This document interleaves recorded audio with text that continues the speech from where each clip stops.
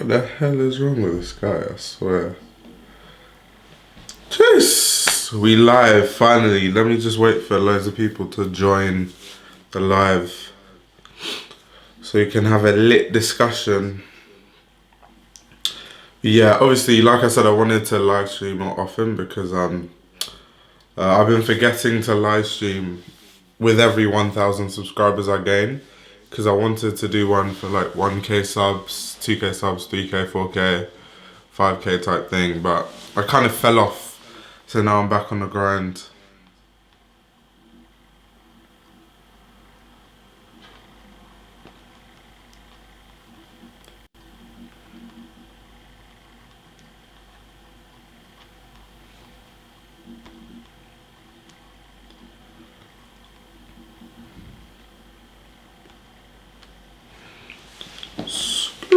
Let me just promote this real quick so people know I'm actually on live.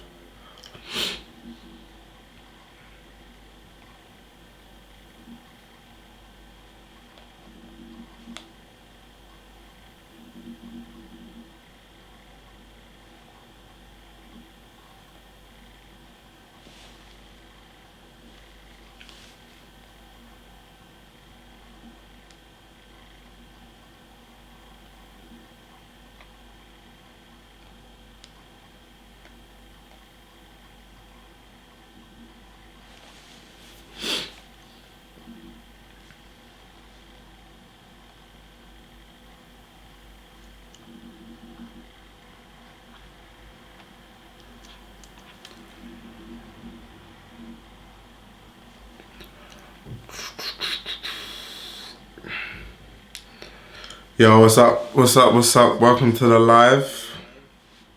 What's good? What's good? What's good? Let's see what people are saying. John, what's good? John BC, what up? Congratulations on hitting 4K. Thanks, man. Thanks. Someone asking me, what's my favorite clothing brand? Andy Milamista. Congrats, thanks. Lunchboxes, congrats on 4K, thank you very much. What are your favorite pieces, ATM? Do you mean like on the runway, or like specify what you mean? Hair is looking dope, thank you very much. Thank you very much. I actually do need to get a haircut, but yeah, we'll just forget about that. Amina says congrats, thank you very much, thank you very much.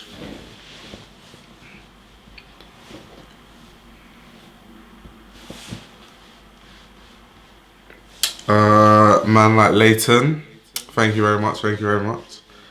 This guy said I'm early for once, yeah.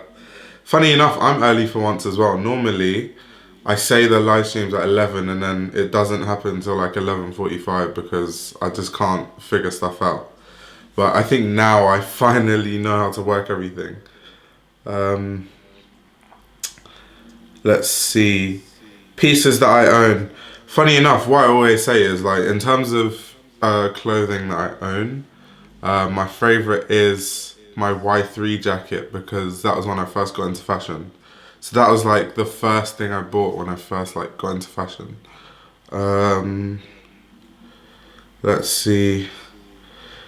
Favorite Korean brand? Oof, there's a lot of them. There's so Ada Era, of course, sick brand. There's 90% is that Korean? I'm not sure. I think it's called like 50% is or something like that, but I think that's sick as well. What other brands? They kind of skipped off the top of my head, but there's a lot of them I look at. Even Hi-Fi Funk is quite sick, but none of their stuff is my size. But yeah, off the top of my head, those are the ones I think of. Do you like football? It depends on where you're from. Do you mean football as in American football, or football as in Premier League?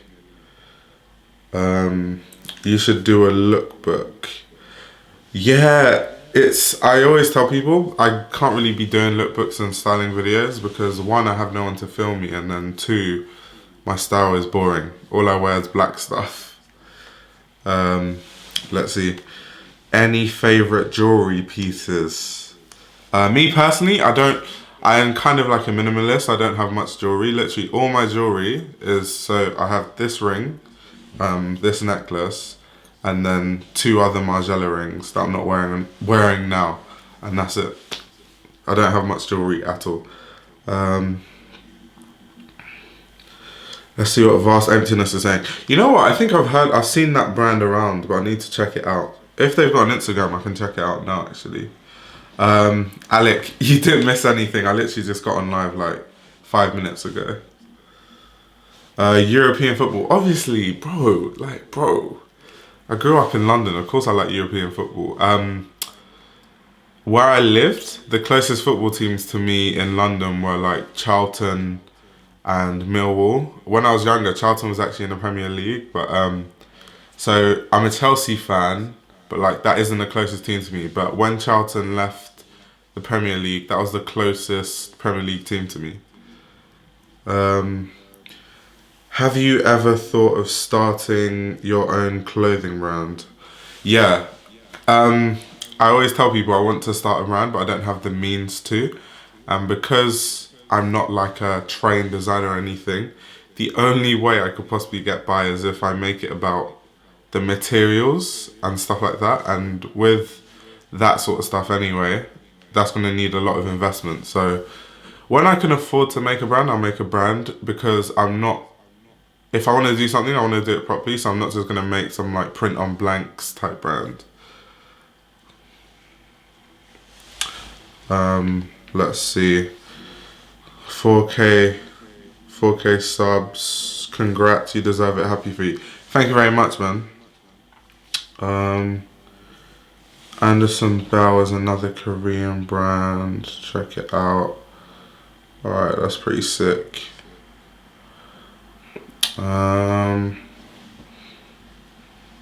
Let's see. Up the Chelsea. Blues for life. Isn't it frustrating to be into fashion but not have the funds to afford any of the pieces you see on the runway? Congrats on the 4K. No, I don't mind, because first of all, as much as I appreciate stuff on the runway, to be honest, in terms of wearability, it's only really Angelina Misto and Rick Owens I'm interested in wearing.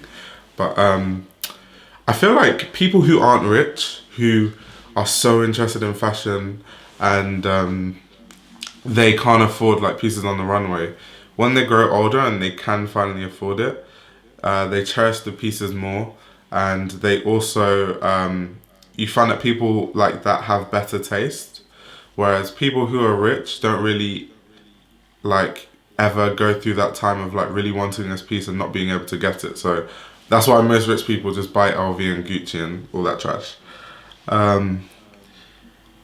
Any new music you've been listening to? I've only been listening to UK music. Recently, Little Sims and Dave just dropped an album, so I've been listening to those for like the past few days. If you had the chance to, would you live in America? Probably, but I'd only ever live in New York. I don't think I could live anywhere outside New York. I think like New York is the most similar to London, like in terms of fashion and in terms of just the way the city's structured. I don't think I could live anywhere else in America though. Do you know how to sew? Yeah, I actually do, I've been sewing stuff since I was like really young. Top 3 most overrated brands in streetwear and higher fashion. Oof. Oh, okay, I can do this quite easily. Heron Preston, Off-White, and who else can I... Heron Preston, Off-White. What's another overrated brand? Third one's a tough one. Because I won't say Gucci, even though like loads of people buy Gucci. Gucci's underrated. People just don't know about the good stuff. Louis Vuitton, I'd say Louis Vuitton as well. Louis Vuitton is semi-overrated. So Off-White, Louis Vuitton, Heron Preston. A few RAF pieces going for cheap on Grailed at the moment. By cheap, I mean less than $1,000, like Autumn Winter 16, Autumn Winter 17. Grailed is a sticky one because a lot of people do get, you know, scammed on Grailed, but yeah. I'll check them out though, I'll check them out. I'm not, I appreciate what Raf does, but me personally, that's just not my style. Favorite meal? Nigerian food, jollof rice and plantain, that's my favorite meal. You should visit New York, specifically Soho, New York. You know, I need to go around America because the last time I went to New York, I was like 5, so I can't remember doing anything apart from seeing the Statue of Liberty.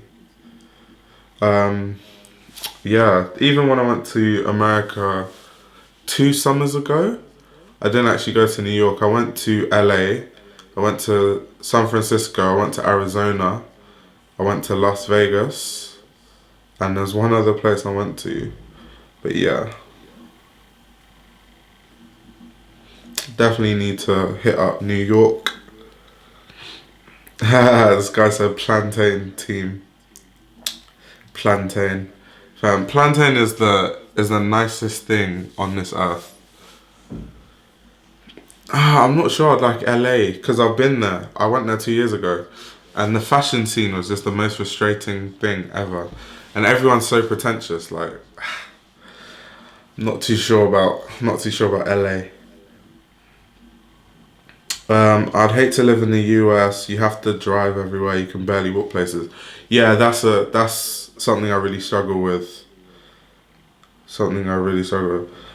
Congratulations on a 4K from Kentucky. Thanks for that. What is your opinion on Grace Wales Bonner as a designer and her brand Wales Bonner?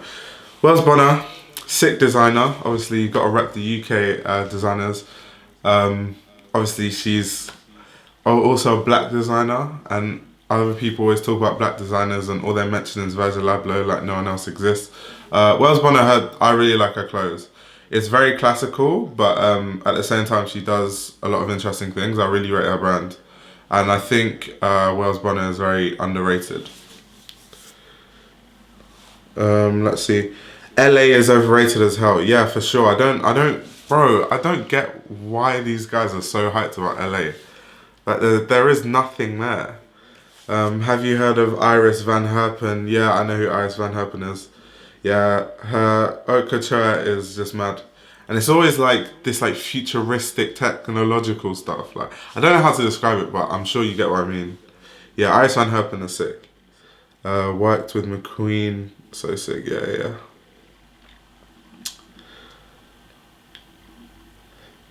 Let's see.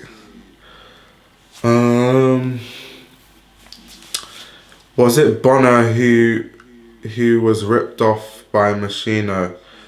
I think so. I can't really remember. I'm not too sure about that, so don't quote me about that. Top 3 grails.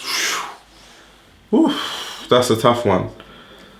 There's a lot of pieces I want to acquire.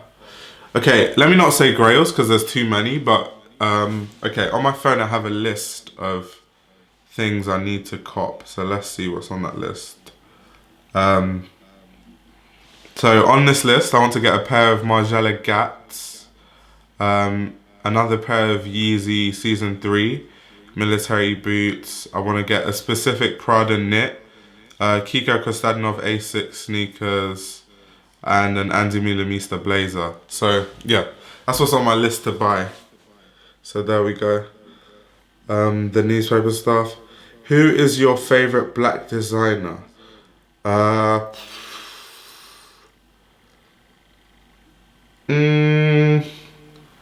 probably go Wales Bonner, to be honest, or Martine Rose. Virgil Abloh can't really design. Samuel Ross is getting there. Oswald Boateng, sick designer, but he's kind of like fizzled out. Who else is a black designer? Shane Oliver. He was decent, but ever since he went to Helmut Lang, it's been a bit of an L. Who else is a black designer? Heron Preston, just an L. So yeah, I'll say Grace Wales Bonner or Martine Rose. Let's see. Her IR and congratulations on 4K subscribers. My question is, have you heard of Rocco Omondi What do you think of her style and clothes? I actually haven't heard of her. So yeah, tell me more about who Omondi is. Thoughts on a H&M as he's... You know what? That collab, that was time ago, wasn't it? It was a bit of a while ago. I thought it was alright. Um, I think H&M's collabs have been going downhill.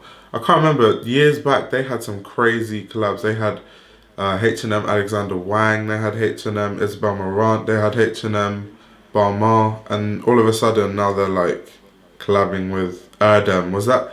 I think Erdem was like last year, and then now they're doing the whole. Yeah, it was decent, but like they can do better.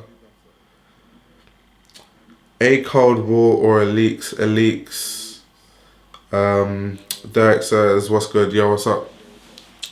Uh, what color other than black can be best used for a whole outfit slash wardrobe?"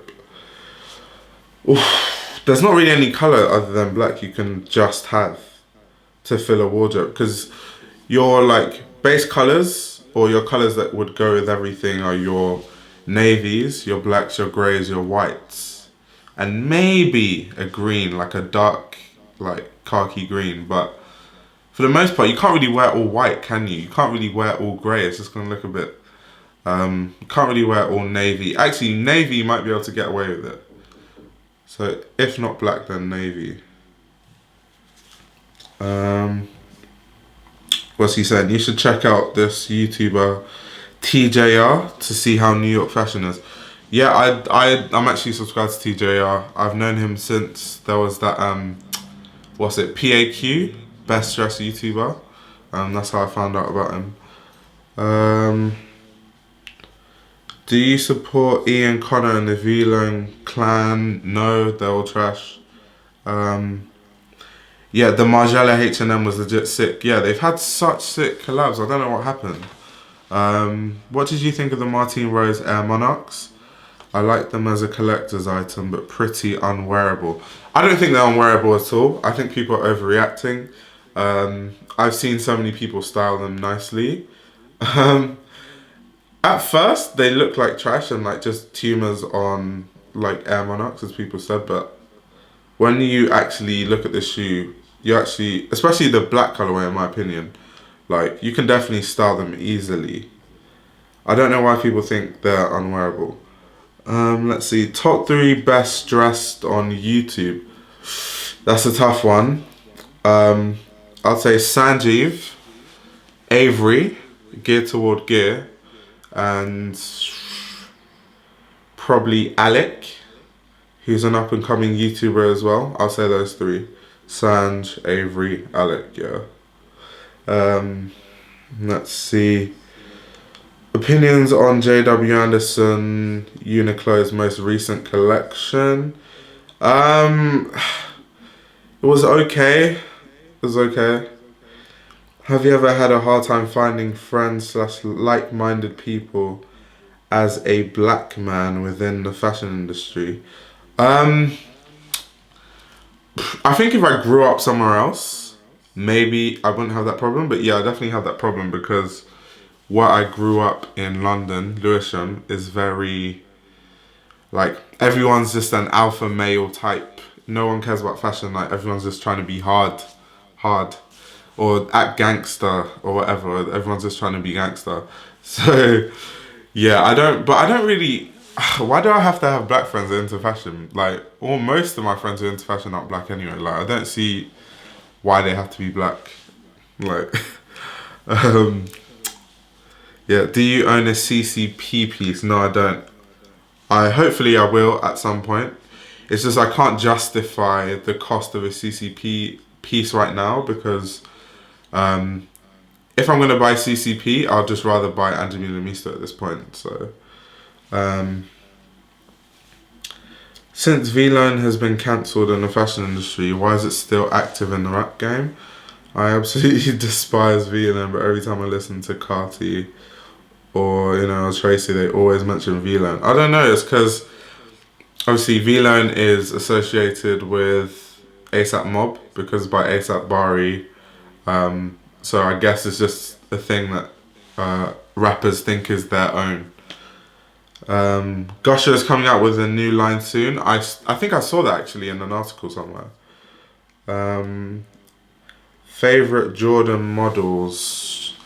Okay, so I play basketball. So for basketball reasons, Jordan 11, because that's just the best Jordan to hoop in. As for aesthetics, Jordan 1.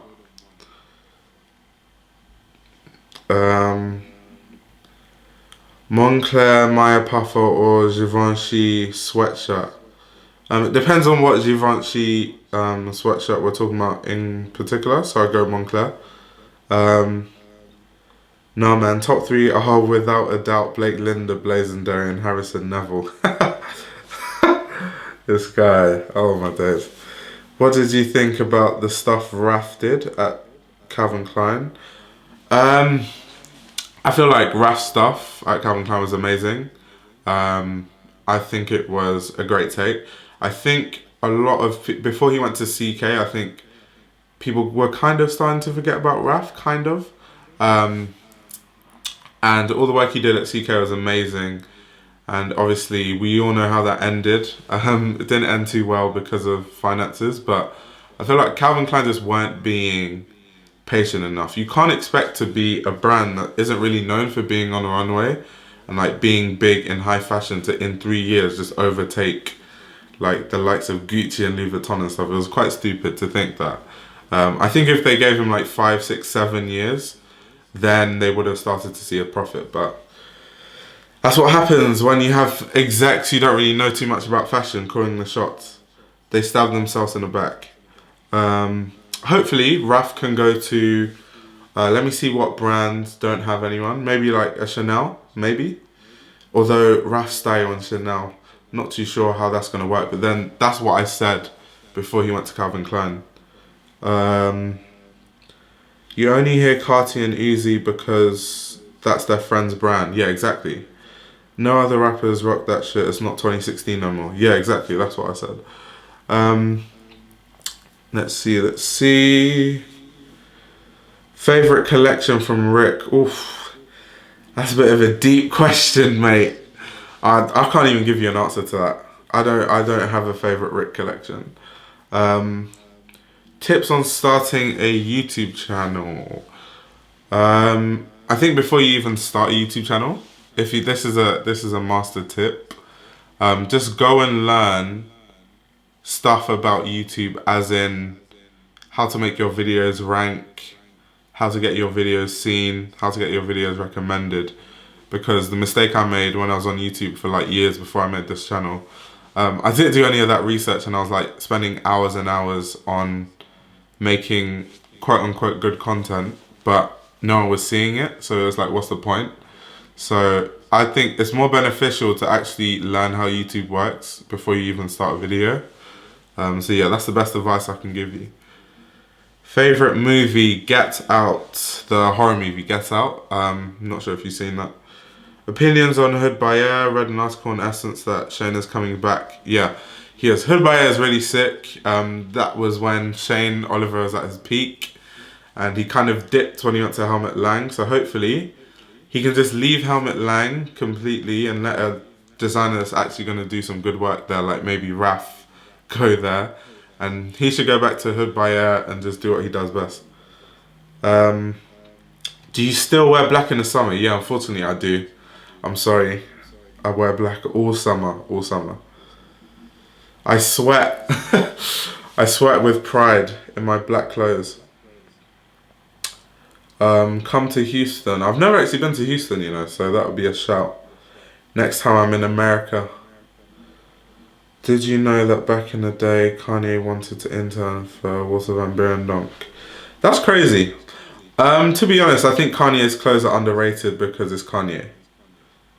I personally think that. I think a lot of people who are into fashion, or people that are like fashion critics or whatever, just whenever you don't study fashion design, they just don't want to accept that you make good clothes, even though you do, and it's so hypocritical. it's so hypocritical because people like Ray Kawakubo didn't even study fashion design, but it's kind of like they forget that. Um, let's see.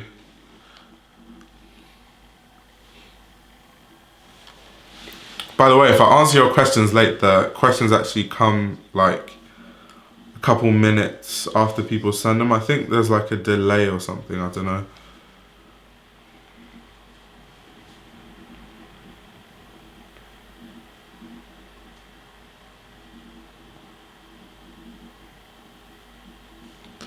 Anyway, alright, let me go through these. Do you know who Joffrey beat? Do you know Joffrey B. Small?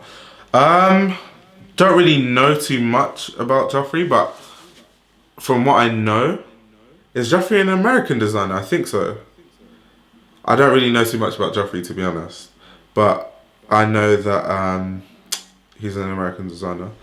He interned for Fendi along with Virgil. He also wanted to intern for Raf. Yeah, I know about the Fendi internship because they always flip and talk about that shit. I still do think that he's very underrated though. What do you think of the revolutionary creator and visionary? Oh my god, this guy. Everyone just go subscribe to this guy. He's begging for subscribers, mate. Wait, I'll type it in the comment section. People like to hate on Yeezy, but besides the 350s, I don't mind the brand. I actually would love to buy some clothing pieces. Yeah, I like everything about Yeezy apart from the 350s and like other models of sneakers. I think the clothes are really good. And like forget the Adidas stuff. Let's just forget the Adidas stuff. Like Yeezy line is sick. Their military boots are always nice. Combat boots are always nice. And they're actually made better than a lot of people give it credit.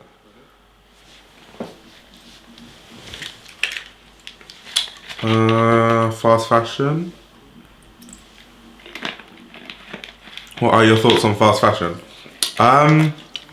So I've worked for 2 sustainable brands. Like I've interned at 2 sustainable fashion brands. So that should already tell you that me and fast fashion, we don't mesh. We do not mesh. Yes, it's not good for the environment. Obviously, I'm not like one of those save the planet type people, but fast fashion messes up so many things. So we can talk about, first of all, creativity. People spend hours and hours and go to different countries to try and get inspiration and influence and like do loads of research and stuff and come up with a collection. And then fast fashion brands just steal it for a cheaper price and sell it. And legally there's like nothing you can do about it. So that pisses me off. Then there's the price side. People genuinely think that like buying a t-shirt for £5 or like $7 is a reasonable price when it isn't. The reason why they can charge $7 for a t-shirt is because they have people working in Bangladesh for like 10 cents an hour. So it's just so unethical. Like when you think of like fast fashion as a whole, like the whole system, the process, the whole thing just doesn't make sense. So yeah, and then fast fashion clothes. This is another point.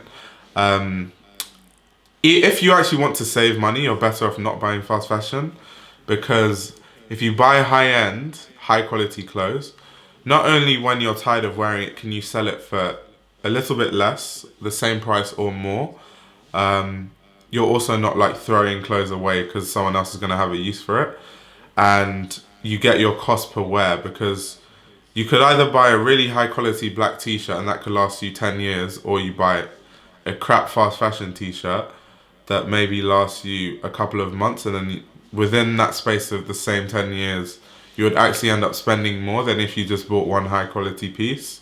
So yeah, there's so many reasons why I don't like fast fashion, but yeah. Let's see.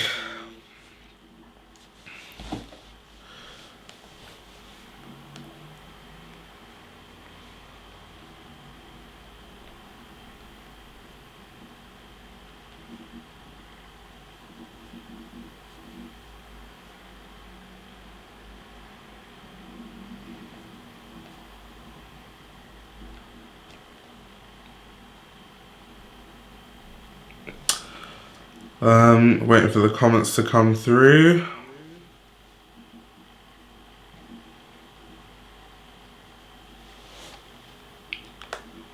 Wait, hold up.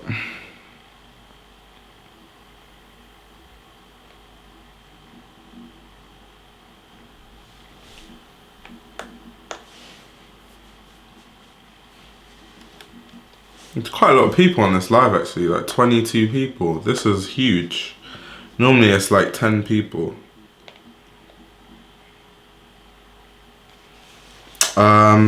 Anyway, what do you think of Shane Gonzalez? To be honest, I don't really know much about Shane Gonzalez, apart from the fact that Shane Gonzalez has like some like skate brand or something like that. Midnight Studios is dope. You can see the RAF / undercover influence. True. Midnight Studios should have been the brand ASAP pushed over V-Line.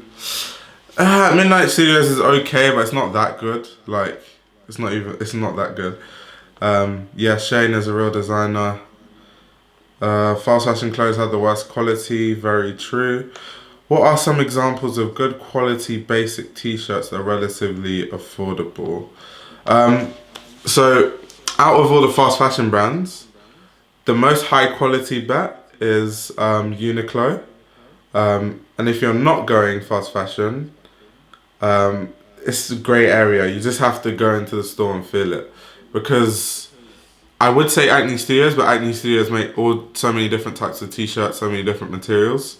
So, yeah, that's a bit of a hard one.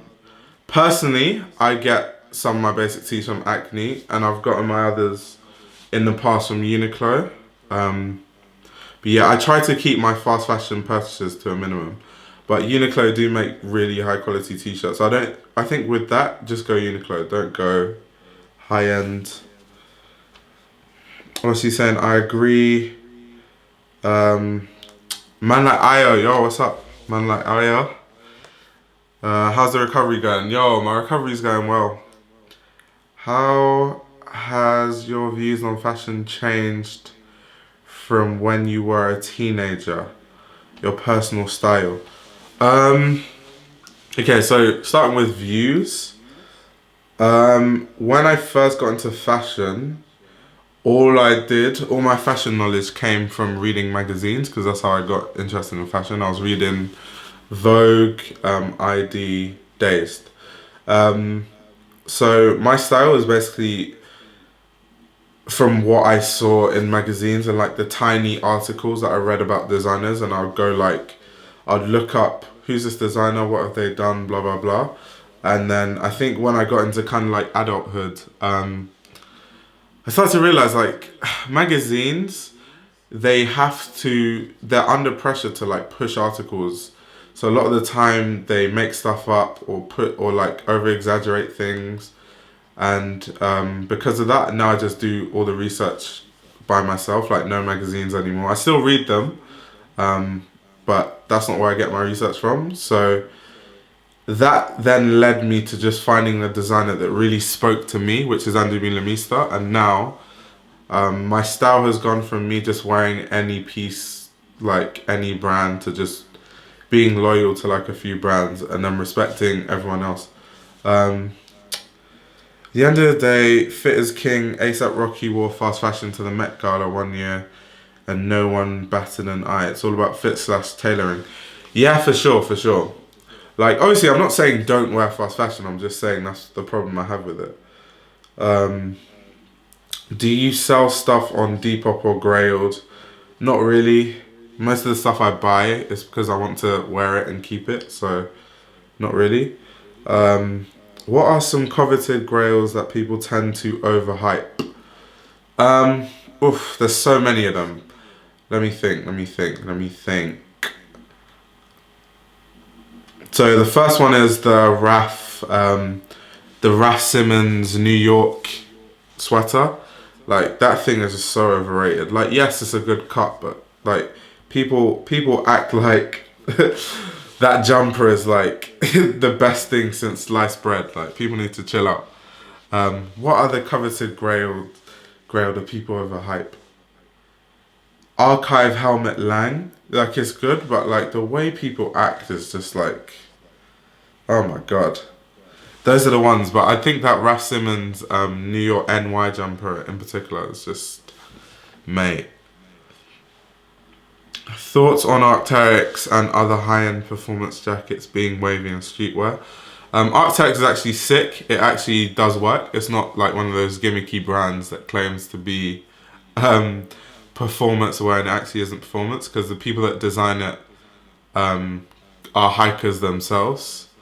But it being wavy in streetwear, to me, it's just overpriced, like, performance wear. Like, why would you buy... I just don't get people. Like, why do you buy an Arc'teryx jacket to walk around on the street? It doesn't make sense to me. Like, those jackets are so expensive because they're made for a function. And I feel like if you're not going to use it for the function, then why waste all that money? I don't know. Personally, I wouldn't. That's why I wouldn't ever buy Arc'teryx, but it does work. It's like sick. I do rate what they're doing. What are your thoughts about the Asia fashion scenes? Asia is huge. Like, bro, what are we talking about? The Chinese fashion scene, the Japanese, the Korean, the Indian. Like, you got to specify. Yo, what's up? Man from Brazil. He said he just woke up. What do you think of Ian Connor and his brand? Sicko. Trash. 1 out of 10. Do you think Bape is still a popping brand? Bape is like one of those OG streetwear brands. So if you like it, you like it. If you don't, you don't. It kind of got watered down by Hypebeast, but I still think it's not really going to die because it's like one of those OG streetwear brands. But I would never wear it. But I wouldn't say it's popping. It isn't popular, but it's decent.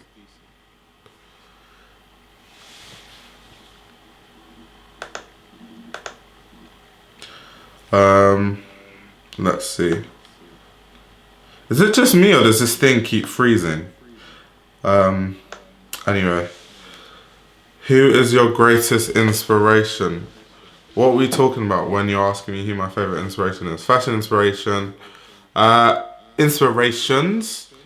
Antwerp 6 plus Martin Margiela plus Rei Kawakubo plus Yoji Yamamoto plus Issei Miyake. Plus Vivienne Westwood. I can't really give you one greatest inspiration. What's he saying? Getting a few frame drops here. Yeah, I don't know. I don't know what's wrong with my shit, but we'll see. Hopefully it fixes itself. Are you going to show your own collection sometime? Maybe in a few years, but I don't have the means to make the type of brand I want to make right now, so unfortunately, no.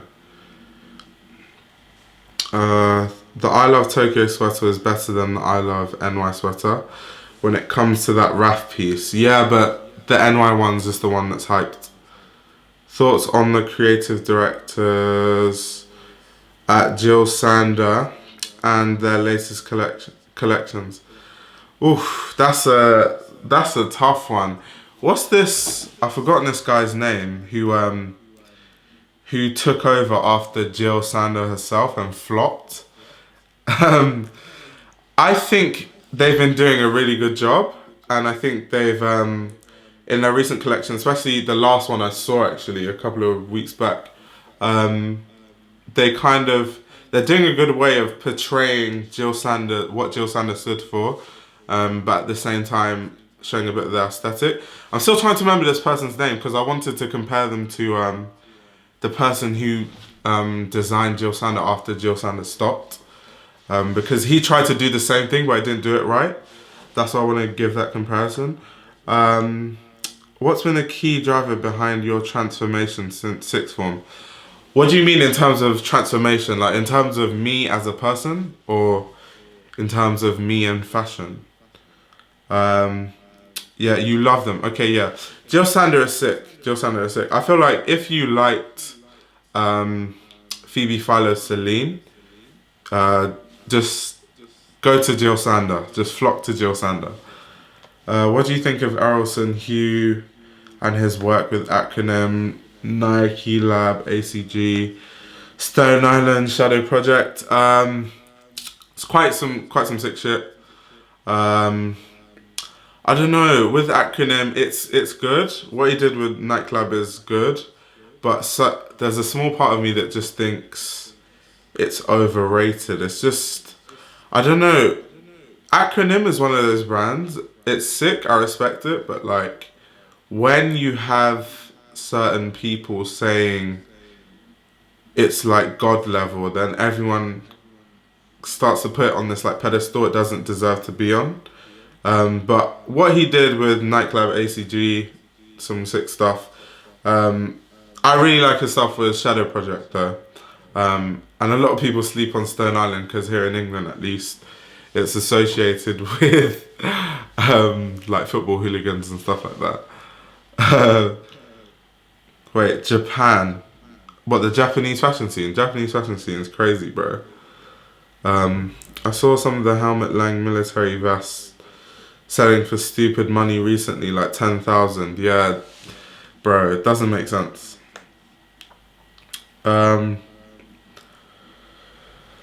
Oof, there's so many comments. That's why I'm kind of like rushing through these questions. Thanks for doing this live chat. Do you think people older than 30 are too old to wear streetwear? Hell no. Hell no. You can wear streetwear till you're 70 if you want to. Like, you can wear whatever you want. I was reading an intense Reddit debate about this last night. Yeah, but no offense, but like the type of people on Reddit are just like triggered young, like teenagers / kids. Like, you don't really want to get involved into like a serious conversation with people on like Reddit. Since we live in the era of collabs, what random 2 brands do you think would kill it? Like an Andy and a Leaks. Oh, I think brands that would kill it are brands that are inherently similar, or they're so like like polar opposites to the point where it'd just be a madness. So similar brands at this present moment. Let's see what brands I could think of. Like a Grace Wells Bonner and a Jill Sander collab would be a madness. That would be crazy. Or like I'm trying to think who Angelina Mista is similar to. She would just have to collab with like someone like she would have to have a Comme des Garçons collab or like a Yohji Yamamoto collab. Like those are the closest, or like an Issei Miyake collab. But the problem is for you to have a big collab, there has to be some hype behind it. So Andy would have to collab with like maybe a Dior for it to be big. I meant, are you going to show your wardrobe, what pieces you have, what's your top piece you own, for example? Oh, okay, I see what you mean. Yeah, I said I was going to do it in the summer because now I'm at uni, so I don't have much of my clothes here with me at all. Because this is not like my permanent home, this is my university residence. So I didn't like move all my clothes here. So even if I showed you all my clothes now, it's not going to be much. Which is why I keep pushing it till the summer. Bape's watering down was its own fault, to be honest. When Nigo left, they were desperately looking for a direction to follow and tried way too much different stuff without getting deep into anything. Yeah, that is very true. It's very true. It's just so annoying. Like, okay, so with brands like Comme des Garçons, people like Rei Kawakubo, right? Her brand, her footprint is at every stage of the brand. And I think as a designer, when you've made this brand that's so big, you cannot afford, if you're going to leave the brand, to leave it in the hands of someone who hasn't worked under you and seen how you work and how the processes are, because your brand's just going to lose their design integrity, and then it's just going to be some random brand. Like, that's why I like Rei Kawakubo. Like, not to be sinister, but like when she dies, she has so many of like her students and stuff that I don't see Com just being like going in some weird direction that's like not Com.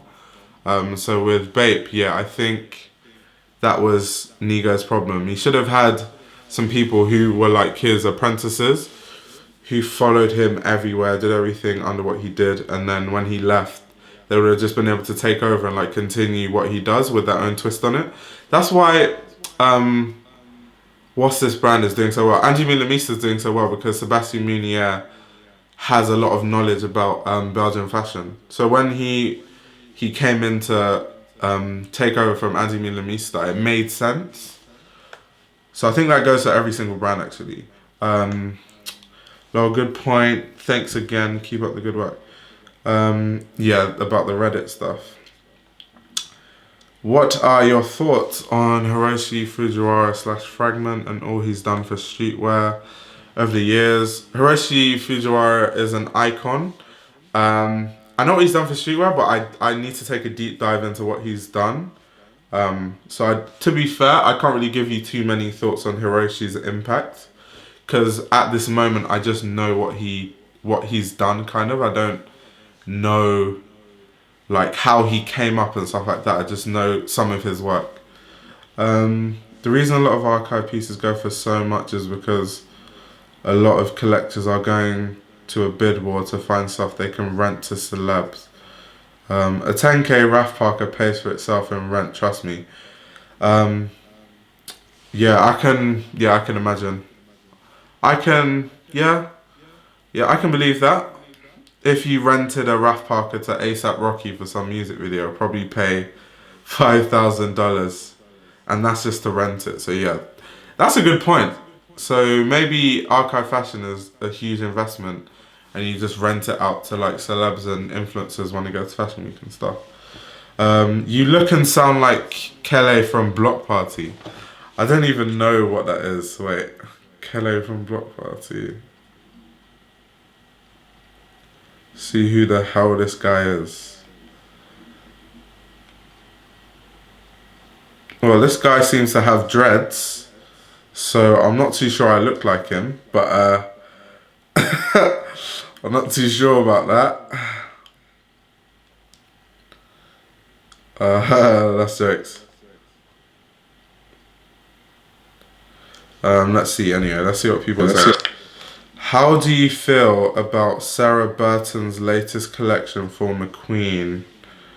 Sarah Burton has done some amazing shit for McQueen. Crazy shit. I love her collections. Oh my god, this shit's freezing again. It's pissing me off. Wait, hold on. Let me make sure this is not freezing.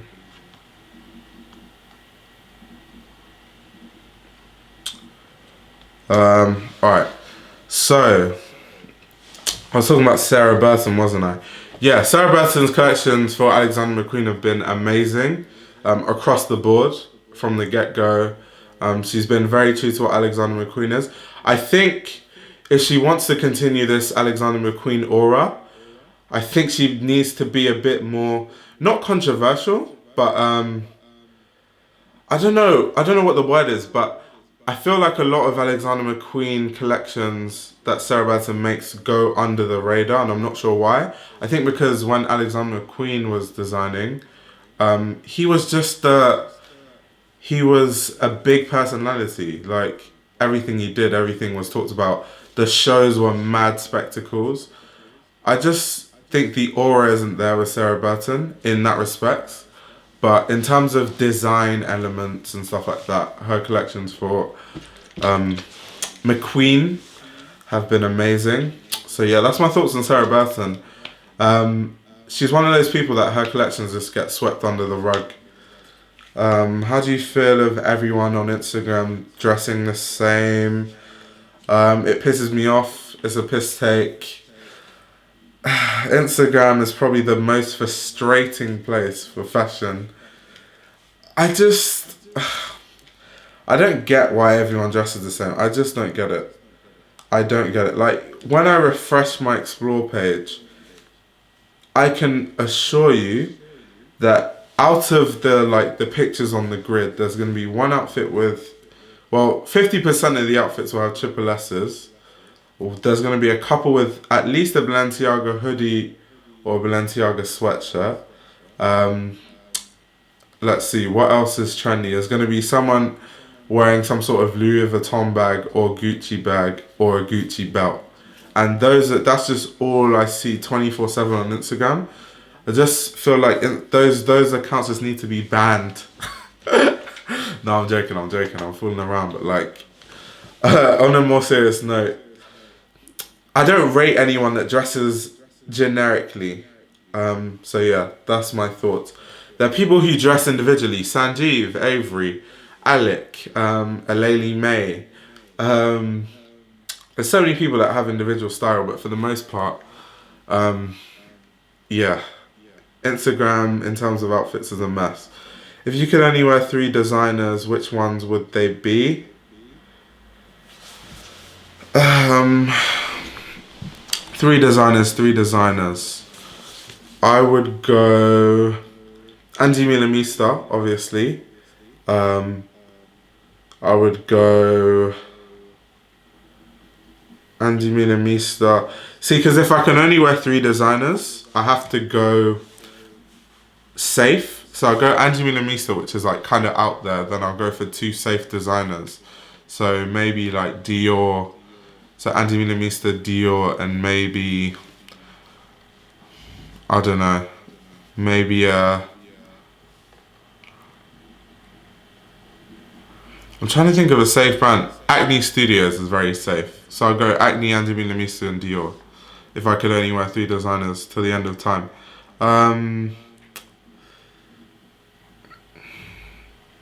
Nor the Ball, what's up? What's good?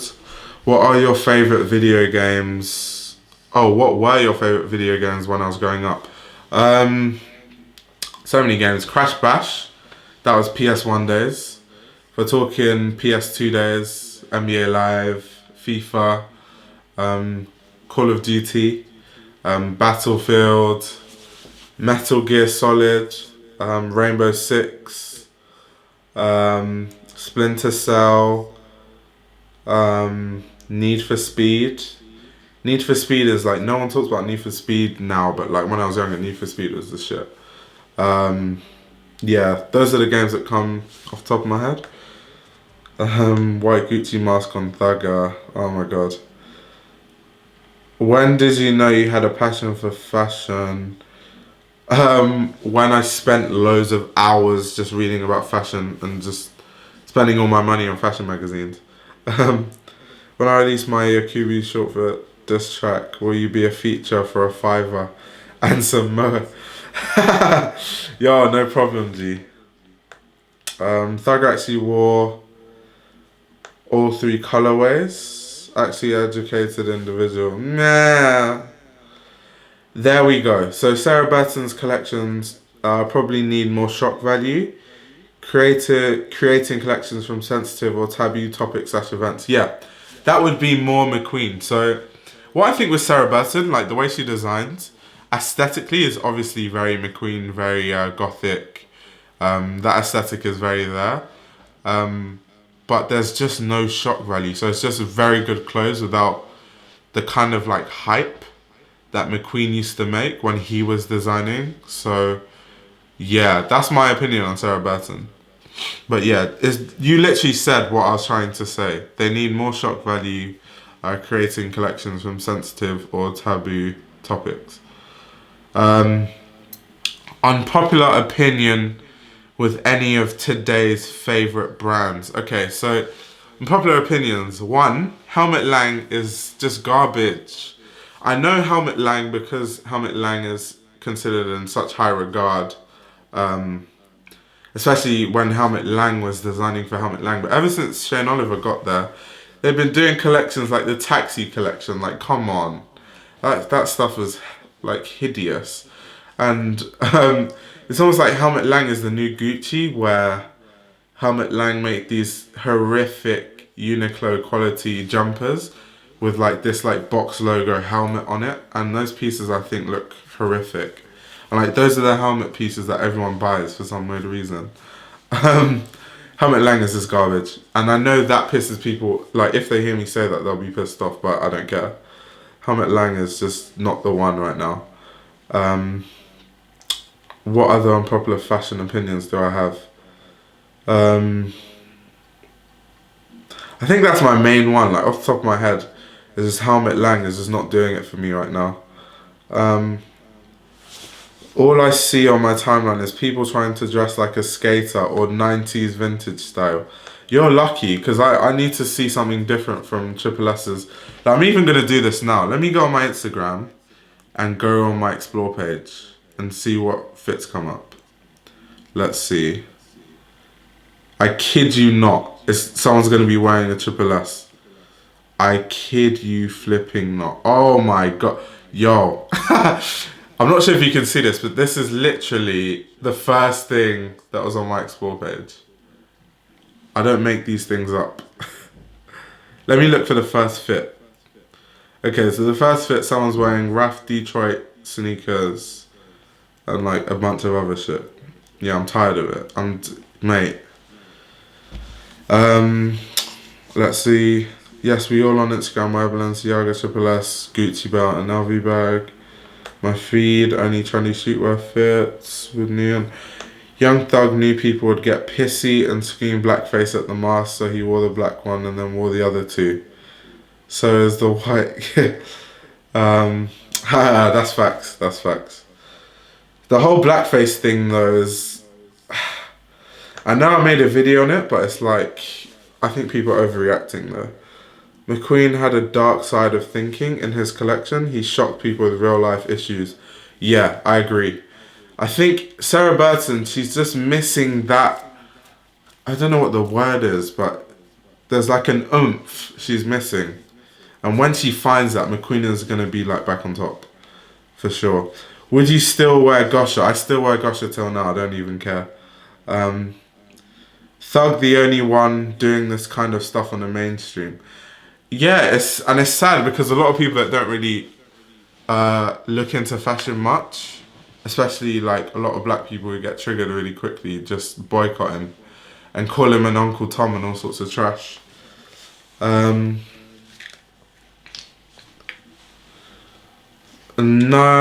non-related topic, but do you think they should free 6ix9ine? So I think you're talking about Tekashi 6ix9ine. No, hell no. He should rot in prison.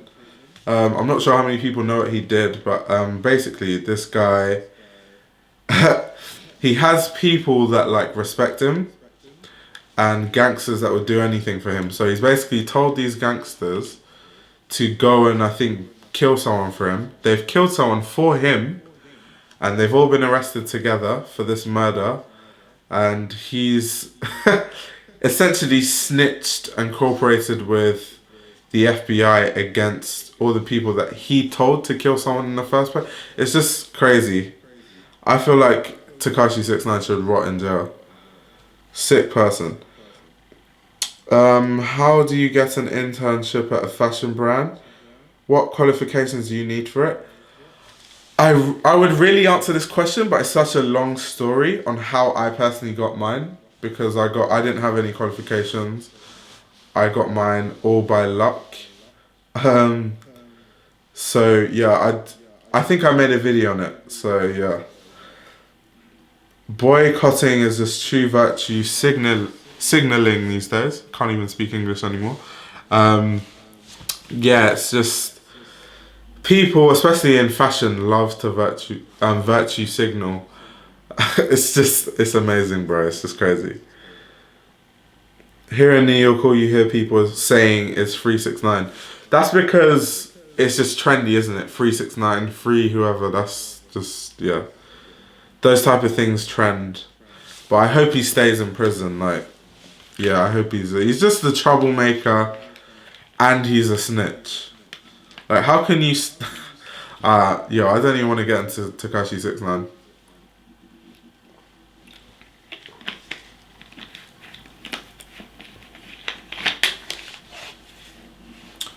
Thoughts about the Sacai Nike sneaker. Sacai Nike sneaker. Okay, let me get into this. So Sacai, the blazers are amazing, but I'm not too sure about the like waffle sneakers. I don't really like them. So yeah, that's my thoughts on that. When in London, what shops are you most excited to check out? Okay, so when I'm in London, the first place I go to is Soho. Obviously, there's loads of shops in Soho, as you probably know. And the first store I always go to is Machine, because Machine always has the most low-key maddest sales. Like if you walk into Machine and you go through to the back, they always have like stuff like Craig Green, Raf Simons on crazy sales. And it takes them a while for them to put those sales on their website. So if you want to catch crazy sales, definitely go to Machine A. Then after Machine A, I go to Browns a lot. Browns London. Where else do I go to? Because to be honest, I don't really go to too many stores. I go to Edgester a lot, but that's just to see. Because Edgester, I don't know who the buyer for Edgester is, but the buyer for Edgester, every brand I see in Edgester, a year later it blows up, and I'm like, oh shit, like that streetwear brand used to be stocked in Edgester. So I just go there to see what are they stocking. Let me see if any of these brands blow up, type thing. To kind of like know what streetwear brand. So Edgester's more for streetwear. Where else do I go to in London? Kind of put me on the spot there. London.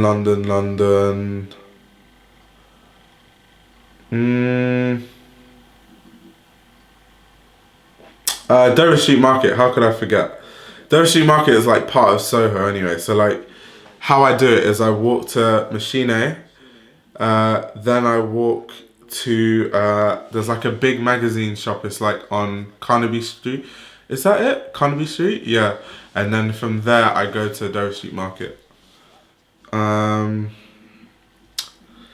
What are you sipping on? Bro, this is water. Don't worry, it's not vodka or anything. Which of the Rei Kawakubo proteges do you think is the best? Ooh, there's so many of them. Sheesh. Junior Watanabe is obviously the most known Rei Kawakubo protege, but mate, there's so many. There's Tao Kurihara. Oh my god, there's so many. There's Chitose Abe, who's obviously Sakai. Yeah, mate, I could get into it, but let me just say Junior Watanabe because that's like what everyone will say. And that's like the most popular person, the person who has achieved the most out of all her proteges. It's crazy how much influence she has. Yeah, she has insane influence. Which brand do you think is overrated? There's a lot of brands that are overrated. We can start with Off-White, Louis Vuitton, Heron Preston, Helmut Lang at the present moment. Not Helmut Lang as a whole, but like 2019 Helmut Lang, overrated as hell.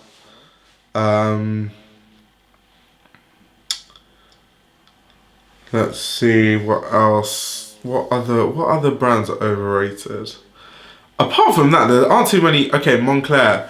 Oof, Moncler is a tough one though, because Moncler is overrated, but their collabs are really good. So Moncler itself is overrated, but then the collabs they do are always crazy. Yeah, I can't really think of too many brands that are overrated. It's very hard to say a brand is overrated because stuff like fashion is very subjective and it comes down to what you personally like. But I think let's get that echo off. Back to what I was saying. I think yeah, certain brands, like there's just a general consensus. Like if you have studied fashion that are just absolutely horrific, like Off-White or Heron Preston. Let's see. Thoughts on Heron Preston being nominated for the Emerging Designer of the Year? That's an absolute joke. Vertice, a couple of doors away from Browns, is one of London's gems, if you haven't been. I honestly haven't been there. So let me actually write that down. So when I go to London I'm going into London in 2 weeks. So Let me write that down. Alright. Heron Preston, what a joke. Bro, Heron Preston is... Heron Preston, mate. Heron Preston, out of every single high-end brand, I think is the worst. Across the board, every brand, I think Heron Preston is the worst. Because Heron Preston tries to associate itself with like Fashion Week, like high-end brands, not streetwear brands like Pleasures. So on that level, I think Heron Preston is the worst of the worst. Junior, I think, so he's talking about Junior Watanabe, is amazing, and he almost made me buy a fucking Canada Goose, which is one thing I never would have done. That's jokes. Personally, I think Off-White is overrated. It's just the hype. I won't go that far. I just think it's overrated, but I don't think it's just hype, because some Off-White pieces are nice. It's just few and far in between. It's rare that you find a good Off-White piece, but they do exist, especially with women's wear. Like, women's wear for Off-White is decent, but it's just overrated. Like, if the hype wasn't there, then I wouldn't say it was overrated. But because people put like Off-White on this god status, and literally from a design perspective, it's like one of the worst high-end brands. So that's why I say it's overrated. Like, people behave like it's more than what it is. Heron Preston looks like a midget version of the YouTuber Vegan Gains. That's jokes. Hey, Sophia, OMG 4K. Yeah, I know, it's crazy. It's crazy. Thoughts on Pleasures? Pleasures, it's decent. They do some gimmicky stuff. They follow trends a lot. Like, I remember when Crocs were big and they made their own Crocs, and I was just like, nah, like, no. But I like Pleasures. Pleasures is good, it's creative. They're not trying to market themselves as like some high-end brand trying to show at Fashion Week, so I can respect it. Definitely one of the better streetwear brands, for sure. I think, personally, how I judge brands is how they position themselves. So if you're a Heron Preston and you're putting yourself on this pedestal on the level of high-end brands, then I'm going to judge you accordingly. Which is why I say it's terrible. But something like Pleasures, yeah, it's just streetwear, but really good streetwear. Thoughts on Alexander McQueen? I kind of answered this earlier, but okay. Wait, hold on. Let me just drink some water before I answer this again.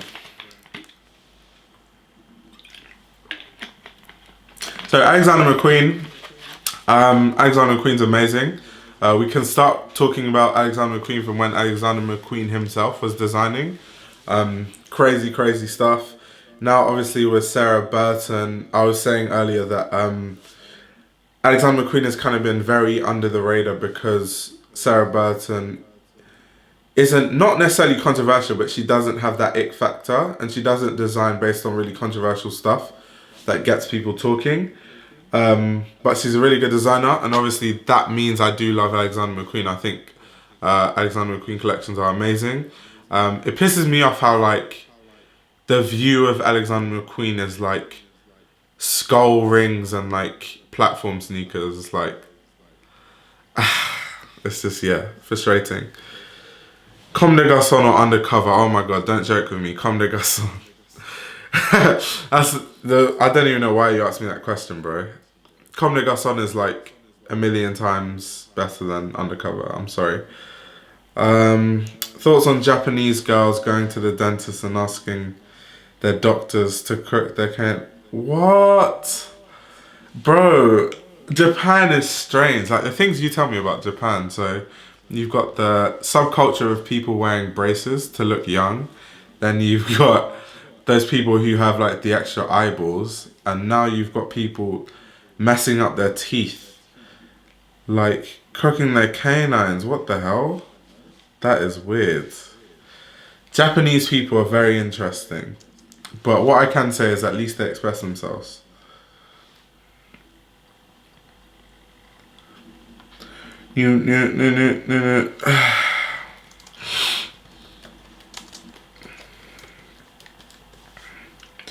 I don't know why this live stream keeps freezing. Like flipping hell. What are your thoughts on Takahiro Miyashita, the solos? It's cool. Very minimalistic, in my opinion. Very nice silhouettes. But, I don't know, it's just... I don't want to be the one, but it's kind of put on a pedestal that it doesn't deserve. Let me just leave it there. Those are my thoughts.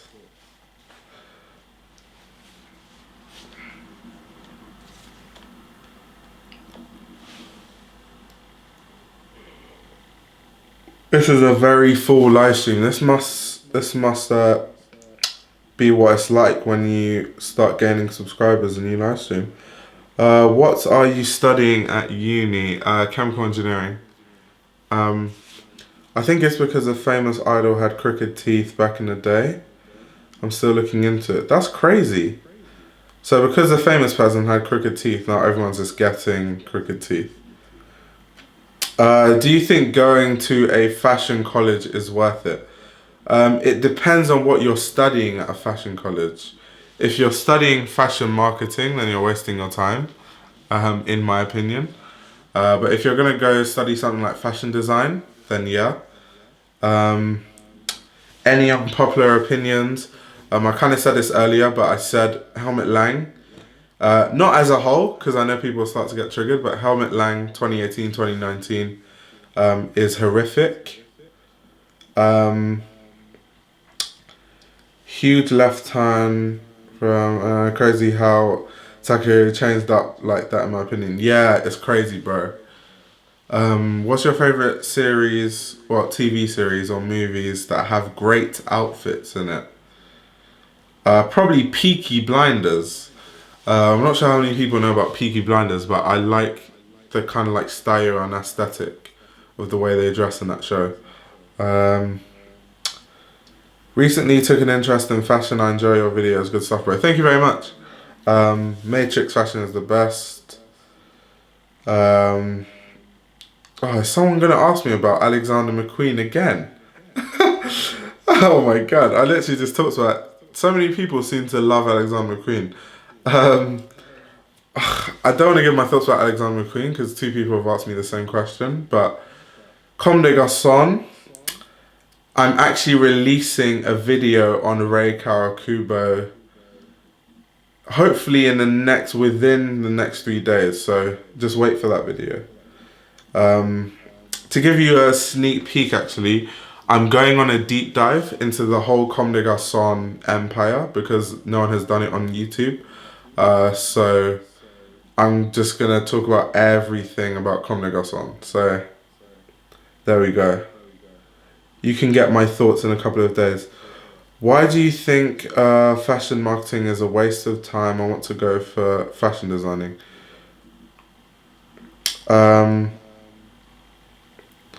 Let's see.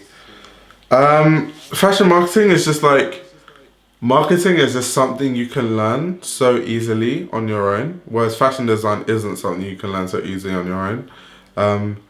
For me, when it comes to going to fashion colleges and stuff, because you spend so much money on an education, I think you should spend money on something that you couldn't otherwise learn on your own. Like, I couldn't personally learn chemical engineering at home. So that's why I decided to study. I think it's tangible stuff, but I'd never go to uni and study something like business studies or something like that, or economics, because I just think that sort of stuff you can learn at home.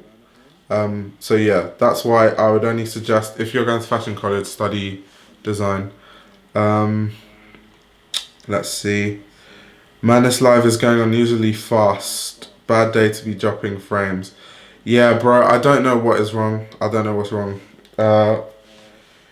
Craig Green, the GOAT, underrated for sure. Yeah, Craig Green has been underrated forever. Luckily, I think Craig Green in the past few years has had kind of like a buzz, which is weird, because I think his past collections were way better than his more recent collections. But yeah, Craig Green is definitely underrated. can't wait for the CDG vid.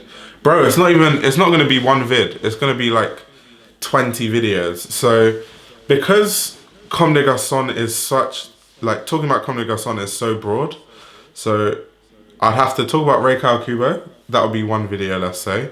Then I have to talk about like the prodigies of Ray Kubo, like Junya Watanabe, Tao. Then I'd have to go into like the different sub bits of Comme des Garçons, you know, Comme des Garçons, like their tricot line, which is about like knitwear and stuff like that. Talk about Black, which was like their commercial side that they actually released during the financial recession. Talk about Comme des Garçons Play. Talk about Comme des Garçons Shirt, Comme des Garçons Mainline, Comme des Garçons Home Plat. It's, yeah, all those have to be separate videos. So yeah, it's not going to be one video, trust me.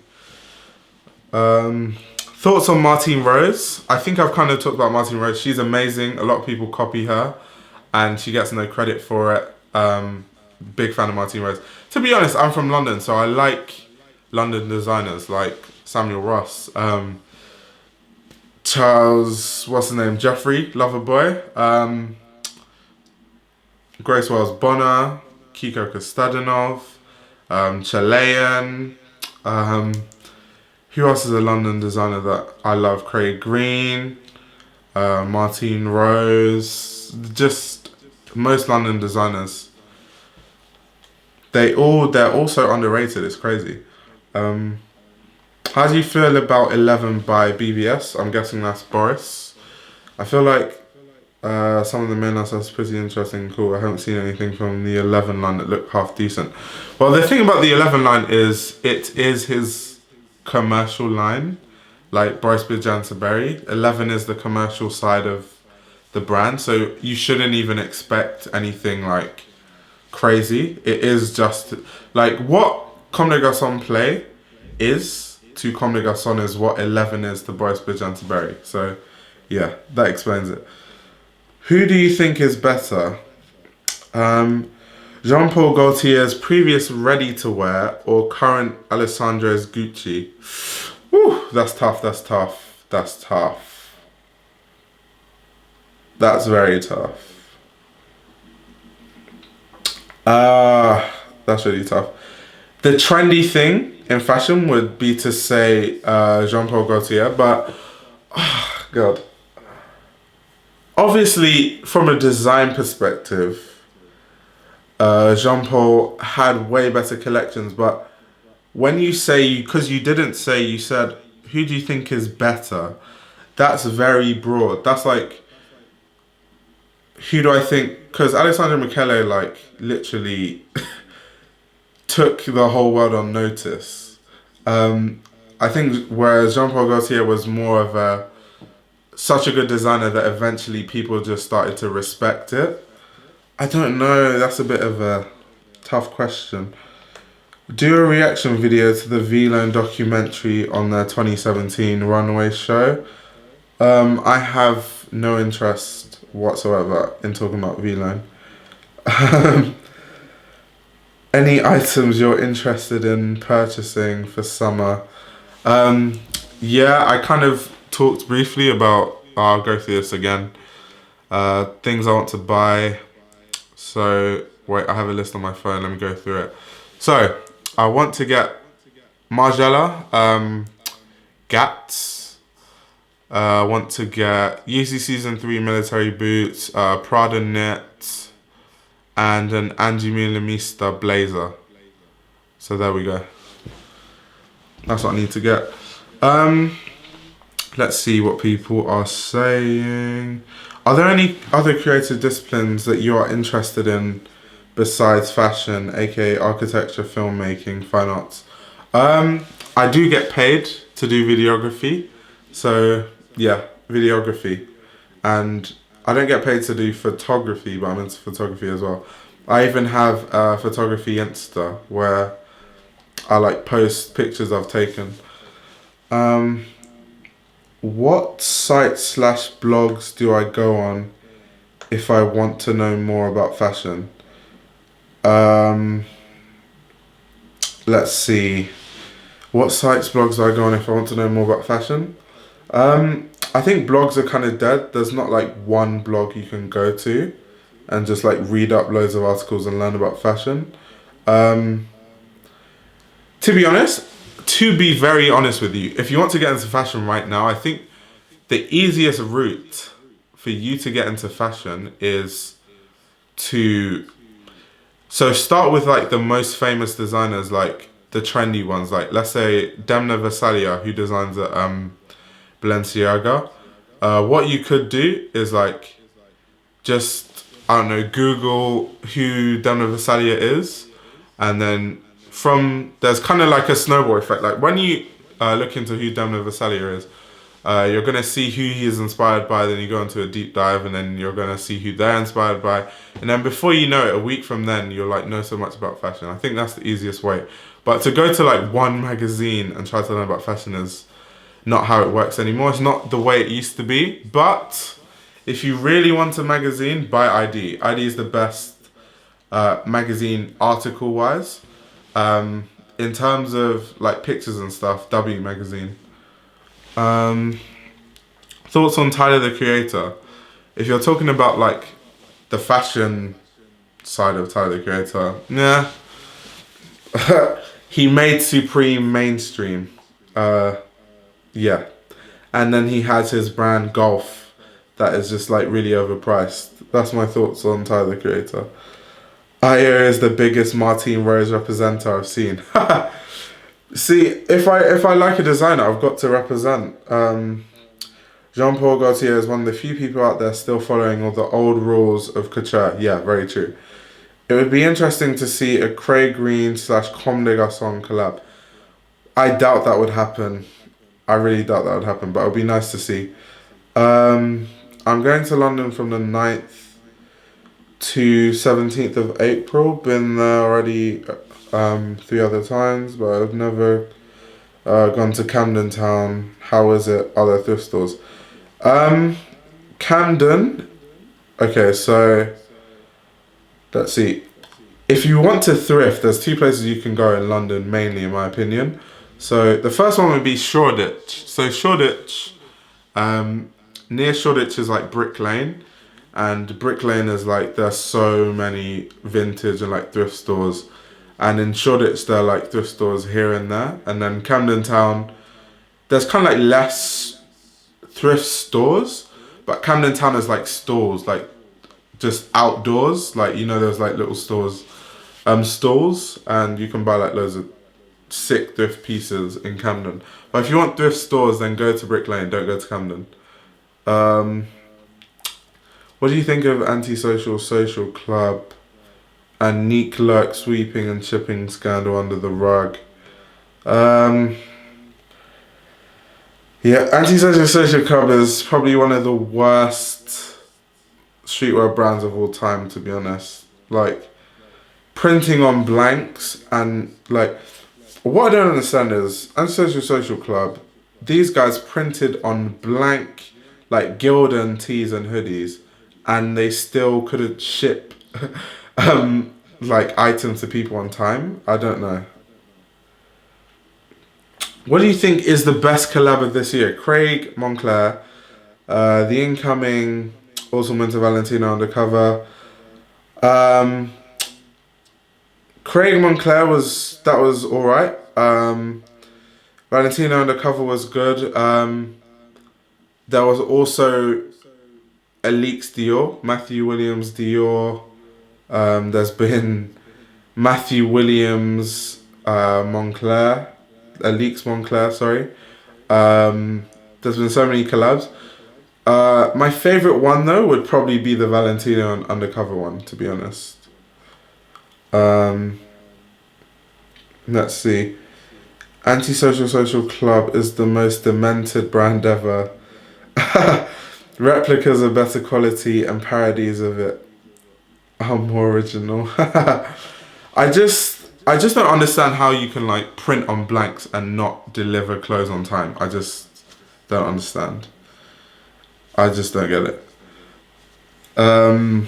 Yeah. Go on Antisocial's website and look at their shipping policy. You know what? I'm actually going to do that.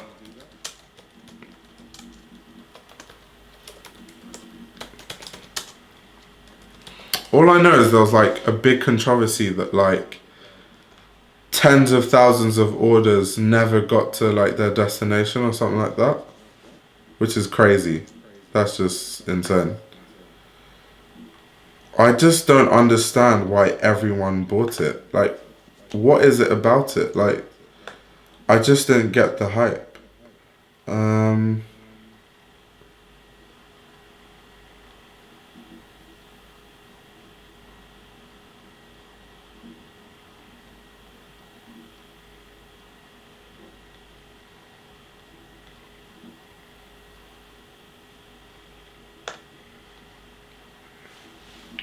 Oh my god.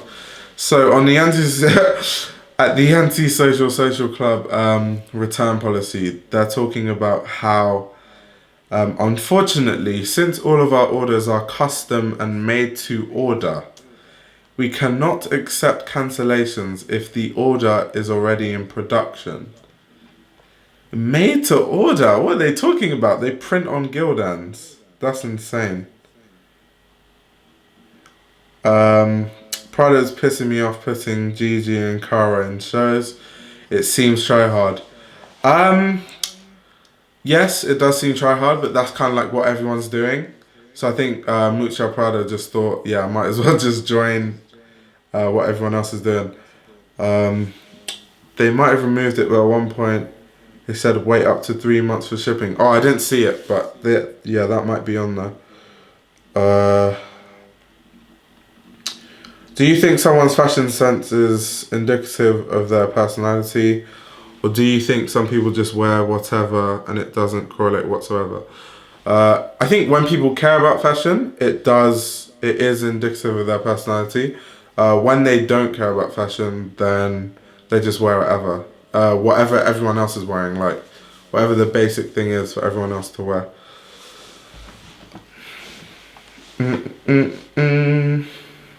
No, I need to look at this Antisocial Social Club thing again.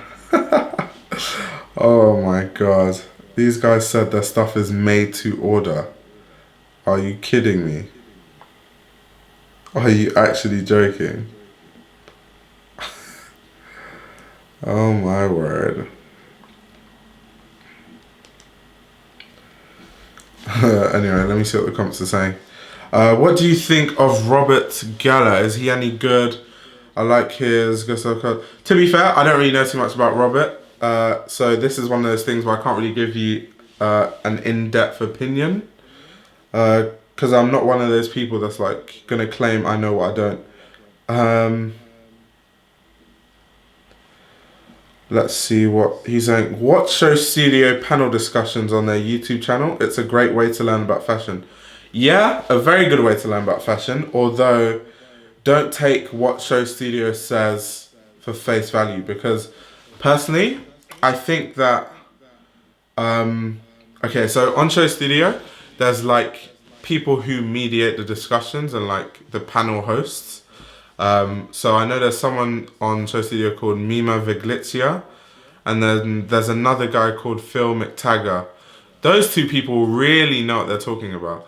But what I've noticed on the panels is when Phil McTaggart says something, or Mucha Prada not Mucha Prada, Mima Viglizia says something on Show Studio, it's a thing where everyone's just like, yeah, that's so true. Everyone agrees. And it's almost like no one has their own opinion, or like people didn't actually do research before going there.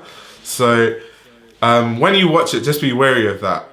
The opinions you want to listen out for are like Mima Viglizia's especially, and then Phil McTaggart sometimes, but Mima Viglizia definitely all the time. So yeah, that's what I'll say about Show Studio. But definitely go through their panel discussions, because that's like a really quick way to like hear people's takes, like in-depth takes on like fashion shows and stuff. Just looked at the time, got school tomorrow, so I got to go. Once again, congrats on a 4K. It's great to see you grow the channel. Yo, thanks a lot.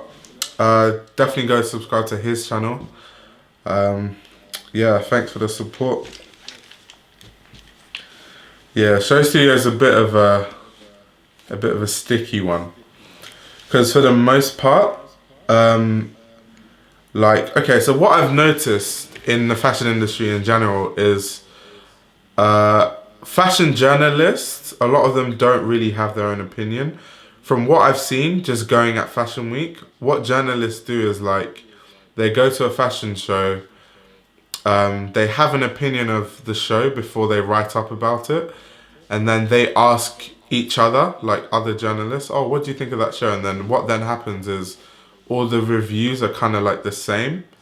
Um, so it's, I don't know, man. It's just, if you want to learn about fashion, I think just do your own research and take from it what you will instead of taking opinions and just sticking with that from like someone else.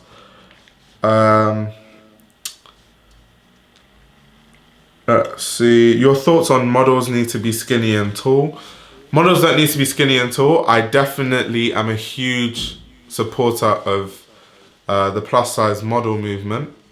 I feel like it's very needed, although I think there's a limit. So people like Tess Holiday need to get lost. So I think to me, what the plus size model movement is that like you can be a healthy body and not be skinny. Like I'm healthy. I go to the gym. Like I'm just talking about me personally now.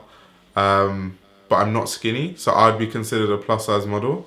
That kind of thing. That's what I agree with in like the plus size modeling movement. But then people blow it out of proportions, and then you have people who are clearly unhealthy.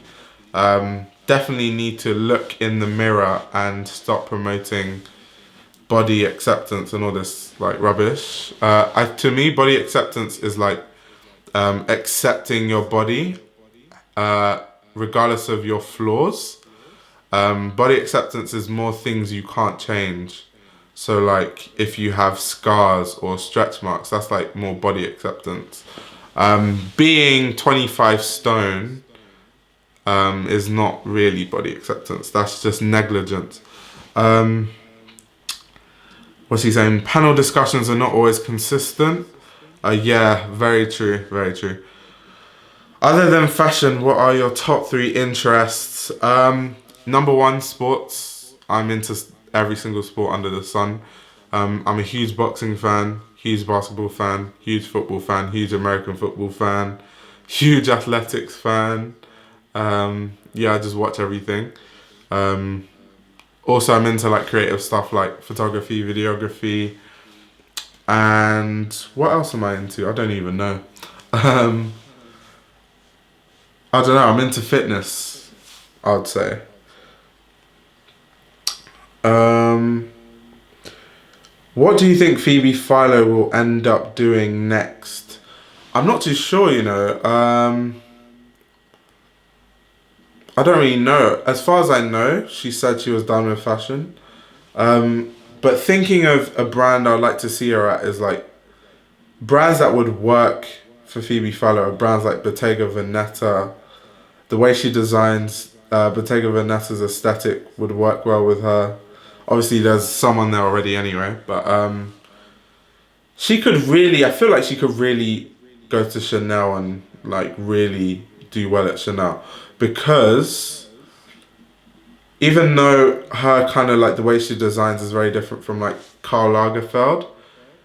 Karl Lagerfeld, close to the end, it was all just a financial commercial mess, and the clothes weren't even good anyway. So I feel like Chanel needs to be taken in a totally different direction anyway. And Phoebe Philo's kind of like classy style. The customers that like Chanel, I think she would work with as well. But I think she's done with fashion, as far as I know personally. I'm a huge fan of the plus size model movement, same. Um, what do you do when you're the only person at your school that wears unique fashion and people look at you weird? Personally, I say don't care, and eventually people will respect you. Um, a good example is at my university, because I study engineering, so of course no one cares about fashion on my degree. And people just thought like, what the hell is he always wearing? But eventually people start to get it. And I was even having a conversation with a guy today who was saying that, oh my god, I'm like recently starting to get into fashion. Like I just realized like you wear Andy Milamista and like Acne Studios, and like you took off your jacket and I saw it was Acne Studios, and it's crazy that like you wear all this expensive stuff, and like I liked the way you looked and it was different, but I didn't know what it was. So yeah, just be yourself, and most of the time people will come around, and if they don't, then you shouldn't really care. What do you say? Simply don't care, be yourself, you are special. Yeah, along those lines, mate.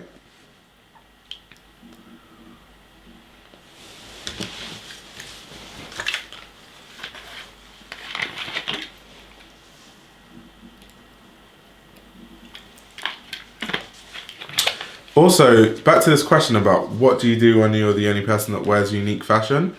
I think it's the way you carry yourself as well.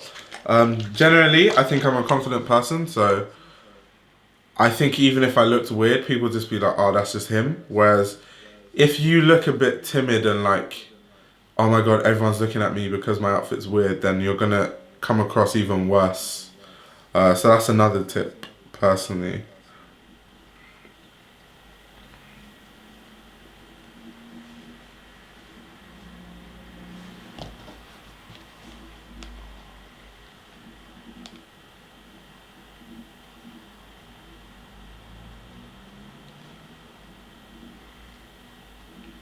These live streams go so fast. I've literally been live streaming for like almost 2 hours. That's crazy. That's some crazy shit.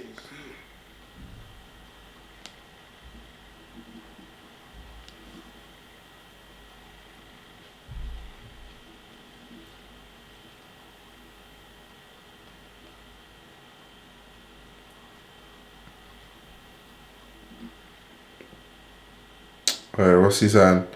Congrats on 4K. Don't forget the OKC. Oh my days.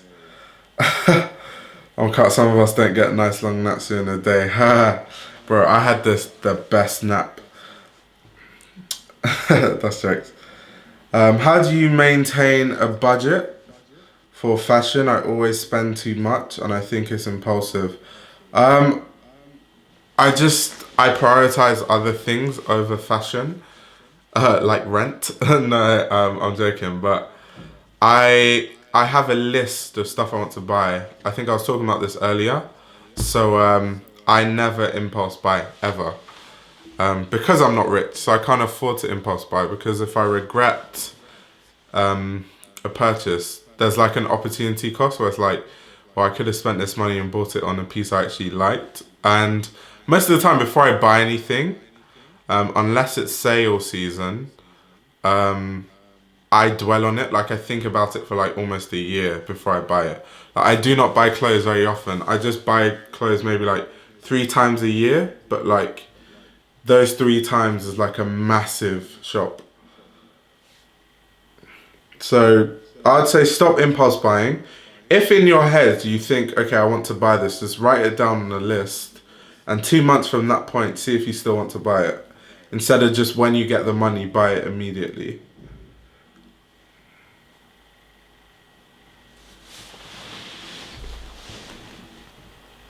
But yeah, oh my god, if I was rich though, there's so many things I'd buy. So many things.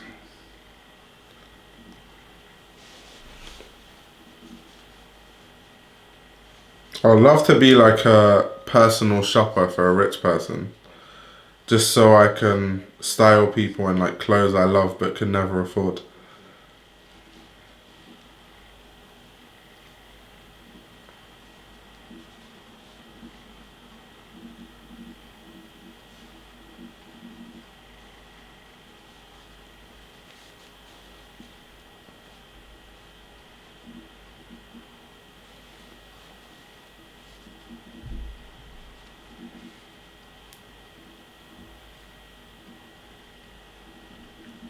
What's he saying? Kanye saying he's running for president in 2020 was a joke.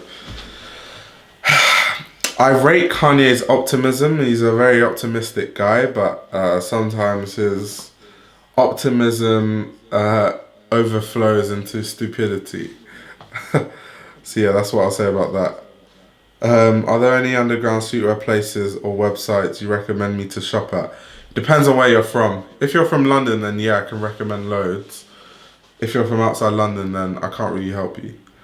As far as websites, if you want to get underground streetwear, your best bet is like stuff like Grailed and stuff like that. Depop.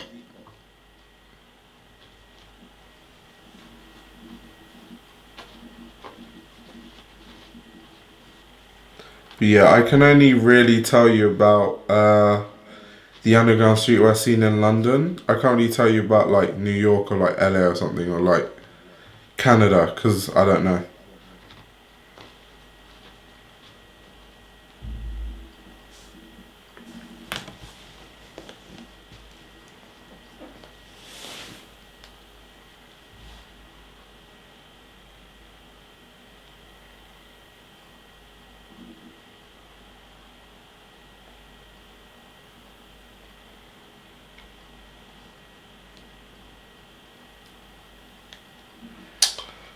Let's see. What style are you into so far?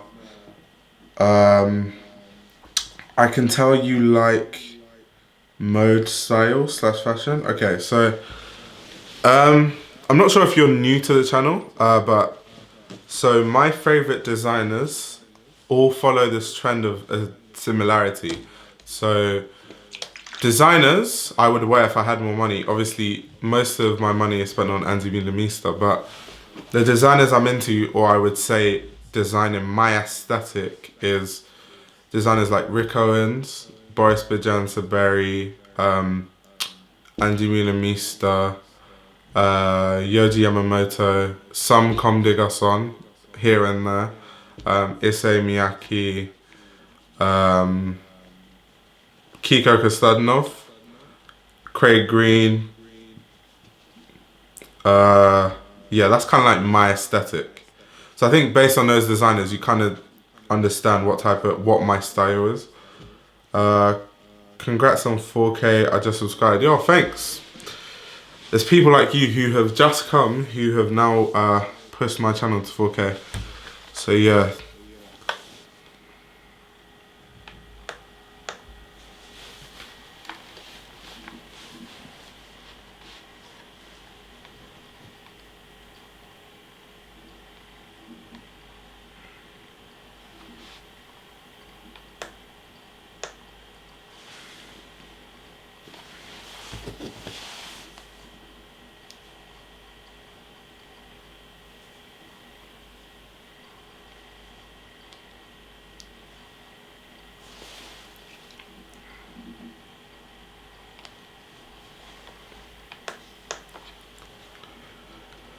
What is the time? Almost 1 a.m.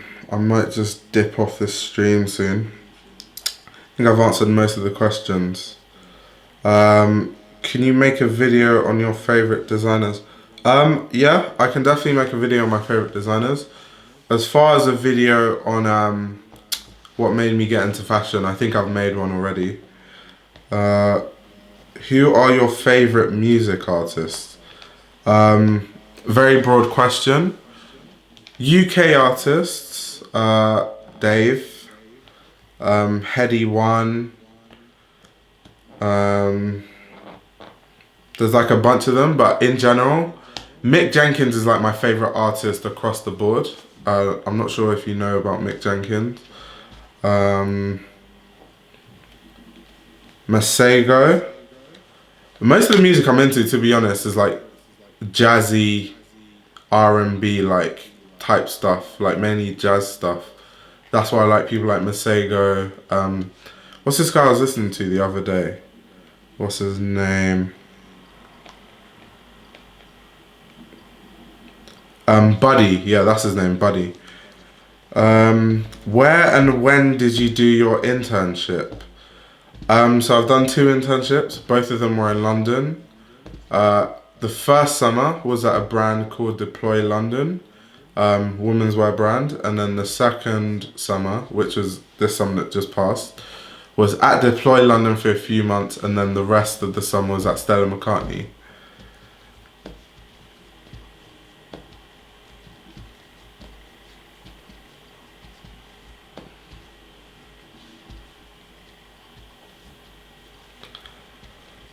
I think because so many people have like subscribed to my channel recently, it's one of those things where I'm gonna have to push all these old videos I've made about stuff like my internship and all that stuff. Like I'm gonna have to start promoting them again.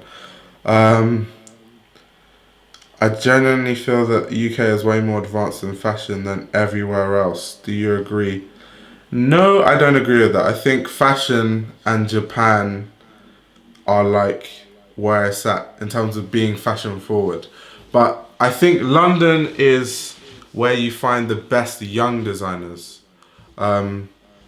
Like there's so many young designers that I think 30, 40 years from now, London will be the fashion powerhouse. But like for now, no, I wouldn't say that.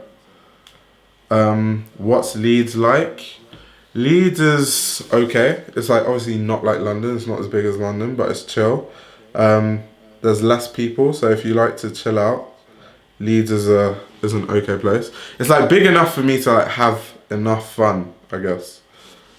Is Yoji cheaper in London? When you say cheaper in London, compared to where?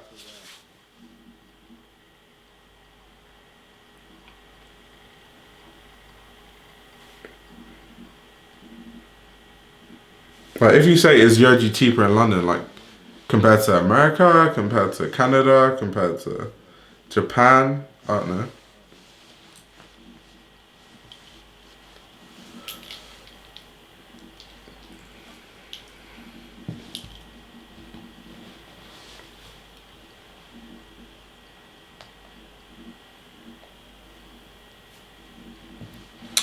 Let's see. What do you think is a good inexpensive brand? Inexpensive.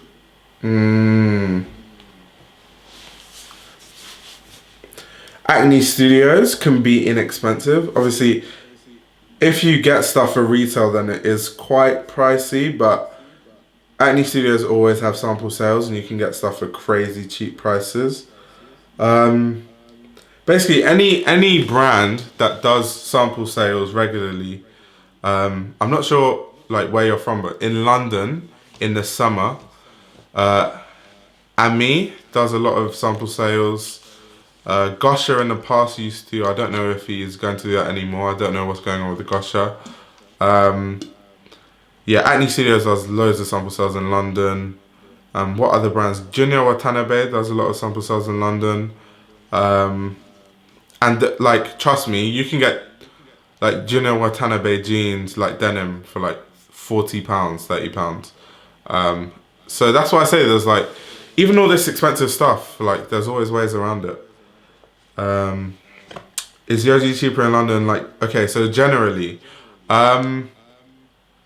yes and no. I think it's the same price, it's just expensive as hell across the board, but there's some like stores and places I've been going to over the years for so long, to the point where now, if I wanted to buy like Yoji off them, they would give me crazy discounts. So for me, yes, Yoji is cheaper than anywhere else if I was to buy it in London, but across the board, no, I think it's the same price. Do you like hypebeast clothing, or is it too mediocre, such as Supreme, Bape, Off-White? I don't think Supreme, Bape or Off-White is mediocre in any way.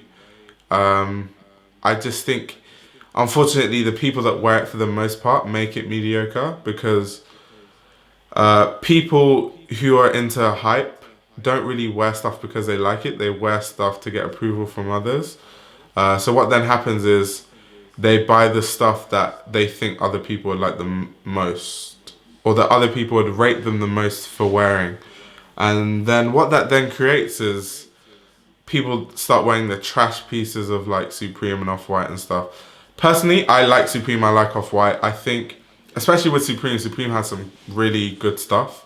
It's just that for the most part, the people that wear Supreme, unfortunately, wear all the crap stuff, because I think their taste is just horrible. So no, I wouldn't say Supreme Bape Off-White is mediocre, but the people that wear it, majority of the people that wear it have made it mediocre, if that makes sense. I hope I'm not rambling, but yeah.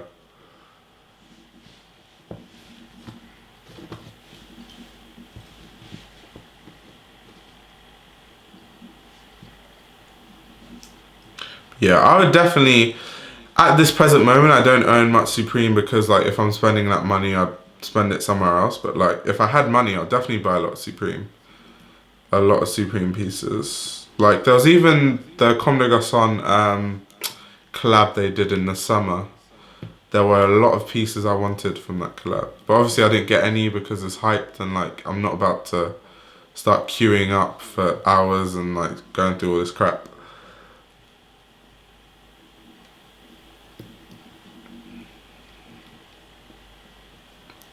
But what I will say about like the question you asked is at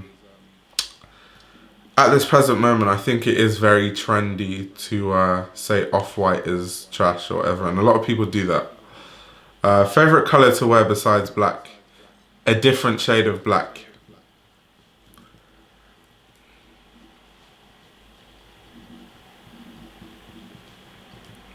Are Yeezys played out?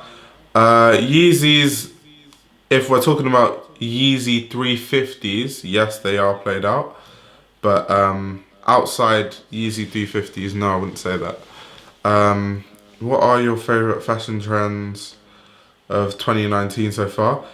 I cannot even lie to you. I don't know what the fashion trends of 2019 are. I just haven't followed. I just haven't really been paying attention. So maybe you can tell me what you think the trends are, and I'll tell you what I like out of them. But I honestly don't know what the trends of 2019 are.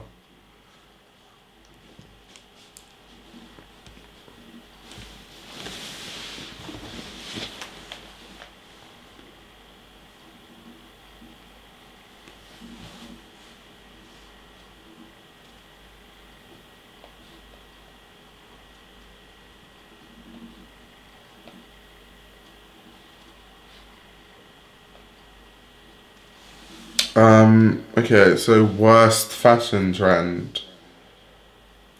Uh, Probably the micro bags. It just doesn't make sense. Like people are paying $1,000 for like a bag not even bigger than the size of like this phone. It doesn't make sense. It's like probably the most impractical fashion trend I've ever seen in my whole life.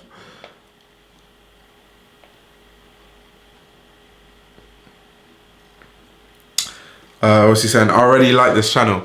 I'm actually curious because I always want to know how people find my channel. So how did you, KJ Johnson? I think that's your name. You said you just found the channel. So like, how did you find it?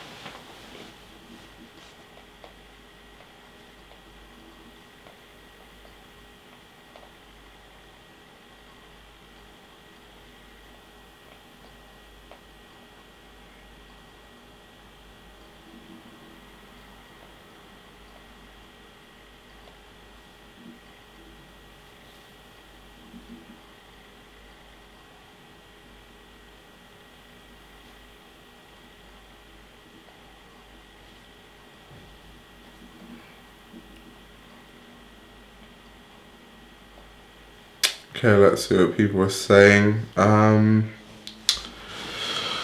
don't have any jewelry yet. What are some pieces I should get first? Like watch, necklace, etc. Um, it depends on if you have money. If you have money, then Margiela jewelry all the way, silver jewelry. If you don't have much money, I'd say like get 95 sterling silver from somewhere like Amazon, or like if you have a market near where you live, just like go there and like buy cheap rings. Um, let's see.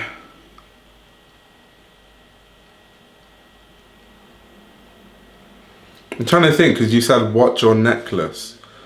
Uh, I don't really have many necklaces to be honest. And this necklace, the only reason I got it was because I just wanted to get jewelry in Dubai because it's known for jewelry. Yeah, if you want to get a necklace, I'll just say go on Amazon.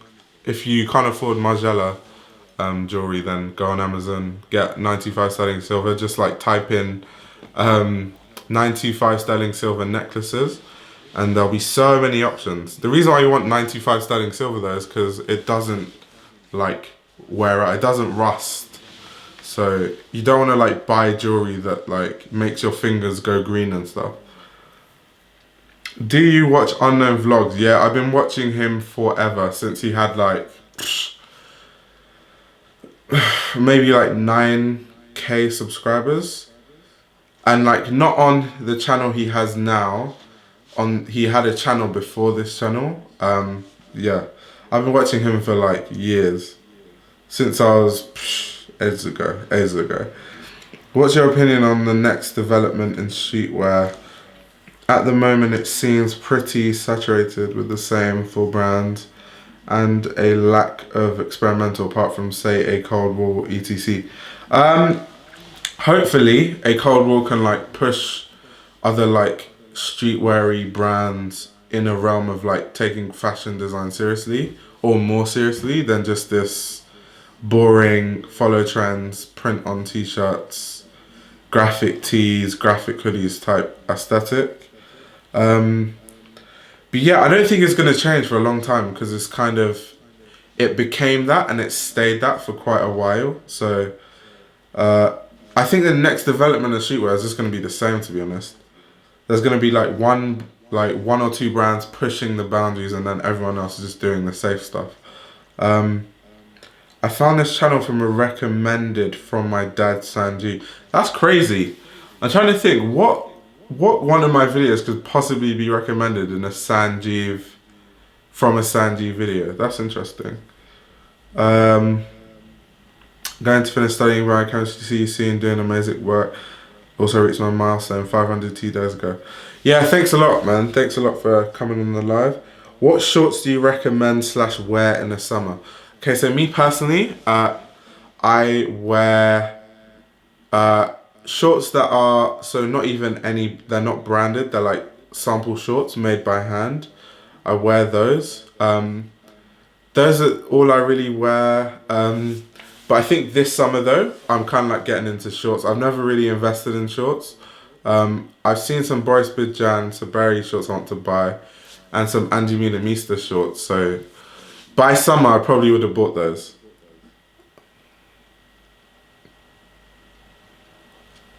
Let's see. Do you need a fashion portfolio to get an internship?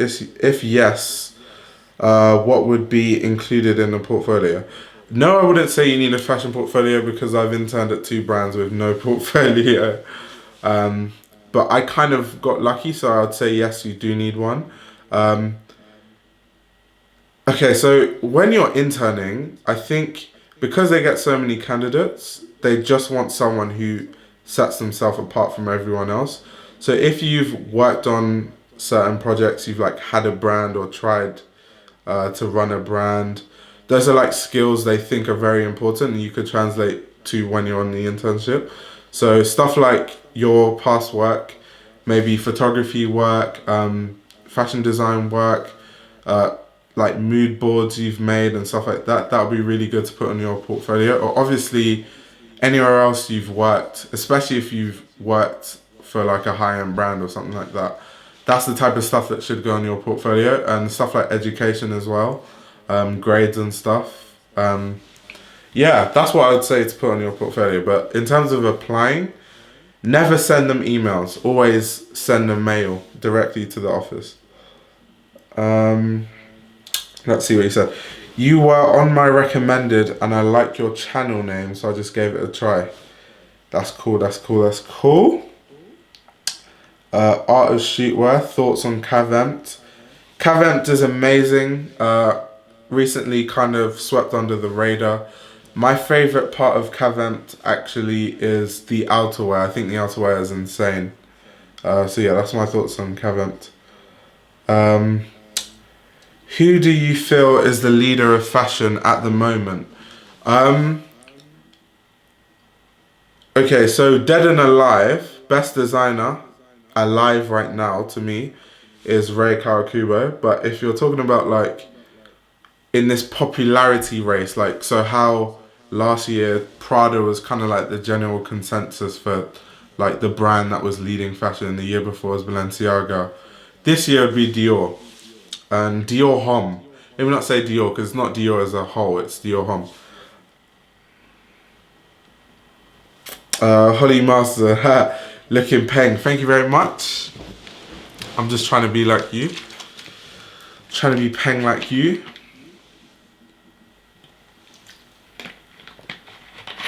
Thoughts on Magnus running? Mr. Magnus. No, Magnus is cool. I don't know. I think he's changed though, so I don't know how I feel about his content anymore. Before, like, when he used to make videos, his videos just used to make me laugh. Like, I just used to be rolling on the floor. It's so funny. Whereas now, I don't know, I just kind of find his videos a bit boring. That being said though, I can't really talk because my videos are boring as hell. My videos have no entertainment value whatsoever. My video is literally, welcome back to the channel. Today we are talking about Comme des Garçons and Ray Kawakubo. Ray Kawakubo is a Japanese fashion designer born in 1942. That's the type of stuff I do, so I can't even talk. How do you feel about Ian Connor? I don't know how I feel about Ian Connor, to be honest. He makes stuff that he doesn't even like and he just does it for a cash grab. I don't know. Ian Connor, to me, he's just one of those like gimmicky influencers. I don't really have any positive thoughts about Ian Connor, to be honest. Thanks for the response. Agree with the idea of only a couple of brands pushing the boundaries. I reckon the actual materials will be the next big revolution in fashion, leaning towards more tech. I hope so, because no offense, but like fashion is just a joke in present times. And I'm not talking about like high end, I'm talking about streetwear. Like, I feel like if anyone who owns a fashion brand, the only thing that should hold you back from making good collections is money. If you don't have many resources, I can understand why like you'd print on blanks. Like, for example, I have an idea of what I want my brand to be, but because I'm not rich and I can't afford that, I'm the type of person that would have to print on blanks, make money, reinvest, and over time my brand becomes better. But a lot of streetwear brands now are run by people who had money in the start, and it's like, why is your brand just print on blanks? I don't get it. So hopefully, I hope that streetwear, the new it thing in streetwear would be to like have high quality materials, to really think about what materials you use in clothes. That would be an amazing thing to happen to streetwear. Let's see, I just bought £800 worth of clothes, let's shoot. Pre the glowy skin, what have you been moisturizing with? Yeah, we can shoot when you're free. Whenever you're free, hit me up and we can shoot. As far as moisturizing, I use Neutrogena moisturizer. So there you go. Those are my skincare tips.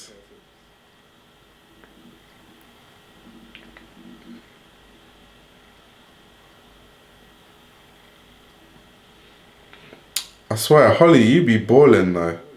You just bought £800 worth of clothes. Flipping. You have money. Jeez. I cannot relate.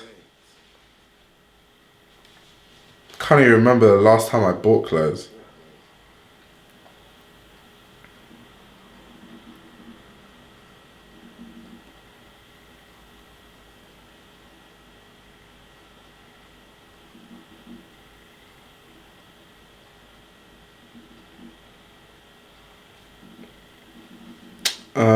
What's your top 3 songs right now? Let me go through my playlist. I'm like filling so many songs, so I'll just go through with the 3 songs that it says I listen to the most. So let me type these in the comment section. Let's see.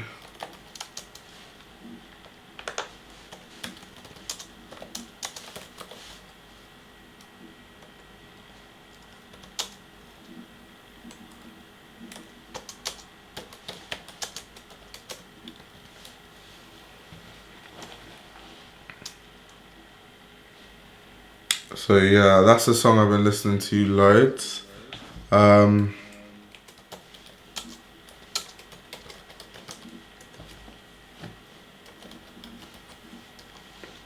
Sparky, little Nigerian song. Let me see what else is on my most played. Alright. I feel like most of the people that like are on my channel will not like my music taste, because it's like R&B, hip hop, jazz, and then like the rest of it is like Afro fusion type stuff, like bashment stuff. And considering not many black people are into fashion anyway, yeah, that's that. Nah, I'm using my mum's bank account because she's supporting my influencer grind. Are you kidding me? That's crazy. Respect to the Marge for supporting the grind. I rate that. I rate that. I rate that. Holly, do you know what? You need to get on my channel so we can make a video about like plus size fashion and body acceptance and stuff. Do you listen to Frank Ocean? Yeah, definitely. Definitely. What was the first song I heard of Frank Ocean? I'm not sure which one came up first, but it was like the whole Odd Future time. I think it was She. That She song with Tyler, the Creator. I think that was the first time I heard of him. And then after that, I went back and like listened to all his Nostalgia Ultra stuff and all of that. And I've been a fan since then. You listen to old school jazz? Yeah, I listen to old school jazz.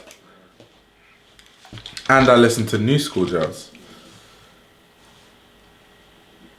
Currently studying sustainable design, but moving into sportswear. Good to hear that the community can agree on the material ideas. Anyway, just follow, love the content. I live near Leeds, hang some time. Yo, if you live near Leeds, by all means, if you come to Leeds, we can link up for sure. Yeah, that's pretty cool. What's Holly saying? We're gonna do all this soon. Holly, mate, I'm not gonna never say never, but okay. So guys, this girl who's commenting, Holly, right? Basically, I know her from like Leeds, and she is like single-handedly the most. What's the word? Not unreliable. That's a bit too harsh, but like, if she says, oh my god, I really want to like shoot soon, that means like we're gonna shoot in like 5 months or like a year from now. What's your most wanted grails? Just Andy Mista stuff, man. Every season there's like some crazy Andy Mista piece that I want to buy, and of when the collection comes out and then I see the price and like it's like £2,000 for a blazer, I'm like, oh great. So yeah. To be honest, how I see grail, people always ask me grails as if like I'm supposed to have these things that I've wanted my whole life, and when I get money I'm gonna buy them. Not really. I don't really like care too much, to be honest. The only stuff I buy right now is Rick and Andy. So if I got loads of money, I'll just buy all the Rick and Andy stuff that I've wanted for ages but couldn't afford. Do you like Asics? Yeah, definitely like Asics. Definitely like Asics. And to snowball, Kiko Kostadinov and his Asics stuff is amazing. Shut up, you know I'm actually trying at life now, so it's hard to fit all that in.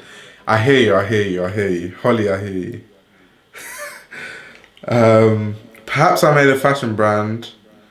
What are some things that can make mine more unique than others? Um, Before you make a fashion brand, don't just make it, like have ideas for it. So like I've wanted to make a fashion brand for years, and when I get enough money, I'll make one. And within that time, I have so many ideas that now there's just no way it won't be unique. So if you want to make a fashion brand, just forget about making clothes. Like spend like a year just getting inspired and like thinking of ideas and writing them down. And within a year, you'll have so many ideas. So yeah, that's what I will tell you. Because I don't want to tell you specific things and then like you'll do that and then yeah. J. Cole or Kendrick Lamar? J. Cole. Kendrick Lamar is a safe option because everyone just has groupthink these days.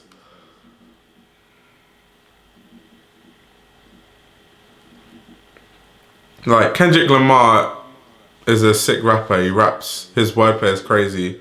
Exactly the same as J. Cole. The only reason why I prefer J. Cole is because J. Cole's delivery works better for me. With Kendrick, I don't like that weird voice thing he does where his voice like goes high pitched and stuff. I can't even hear what he's saying. But of course, that's just my personal opinion. 99.9% of people will tell you Kendrick Lamar over J. Cole. And a lot of my friends I know like Kendrick Lamar's music, but they hate J. Cole's music. So there you go.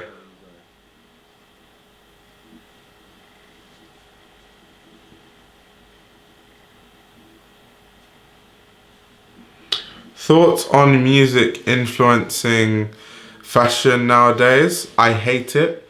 Only because the type of people that influence fashion from music influence like dead ass, commercial ass, disgusting fashion.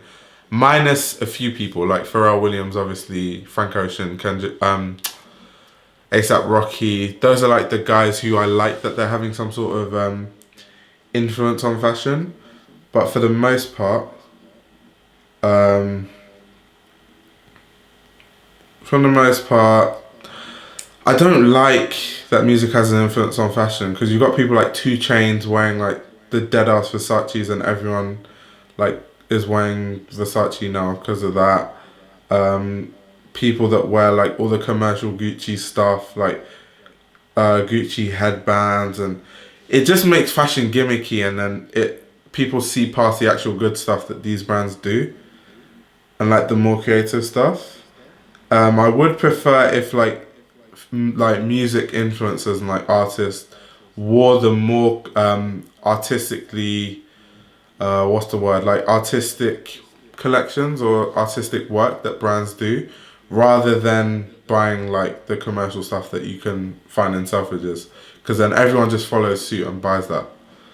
um Someone just linked my Insta from the comment section. Haha, that's jokes. That is hilarious. Everyone go link Holly Marston's Instagram. Yo, I'll actually type her Instagram in this comment section. Hold on.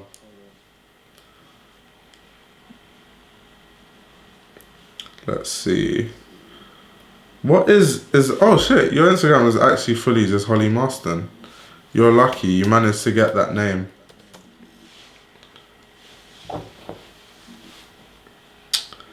Let's see. Totally random, but what do you think of Donald Glover? Donald Glover is a sick artist. Amazing. He's so versatile. He he can act, he can sing, he can rap, he's creative, he writes his own music. Just a talented guy. Random, but have you seen Zion Williamson play? Well, obviously, I'm a basketball player, so of course I've seen Williamson play. Zion is insane. He is a monster. I can't wait to see, because obviously I'm not sure if you know, but like the NCAA tournament is on. It's March Madness, so I can't wait to see Duke play and see if Duke actually go all the way through Zion. What do you think of Fernando Rangel and Jacob Wallace? Not to hate, but I think their style was a bit boring. I I kind of think so too. But it's them. Like I definitely don't have anything negative to say about Fernando and Jacob. I think their content is their content. It's entertaining-ish. Um, but yeah, their style is just a bit boring, just like some cargos and like some Supreme or whatever. And Fernando tries to do all this like archive this and archive that. Yeah, I don't really watch Fernando or Jacob, so I can't really give you like my opinions on them because I don't really like their content enough to watch it. So yeah, that's my thoughts on that. I think music inspires fashion, but musical artists are not fashion figures. Yeah, so music does inspire fashion, which is what I was saying is rather unfortunate because the fact that musical artists aren't fashion figures or don't know too much about fashion means 9 times out of 10 they push commercial stuff and then everyone wears commercial stuff and then yeah. Do you think majority of artist collaborations with brands are boring and plain?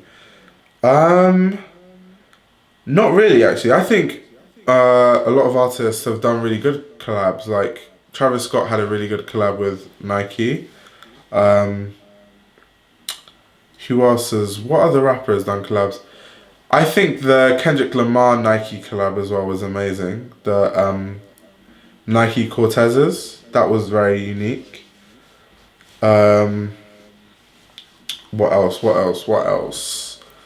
I can't really think off the top of my head like celebs and like musical artists that have done collabs, but for the most part, the ones I can think of, they weren't boring and plain. Um, Thanks. Support your creative friends. Yeah, for sure. Everyone, go support Holly, up and coming plus size influencer.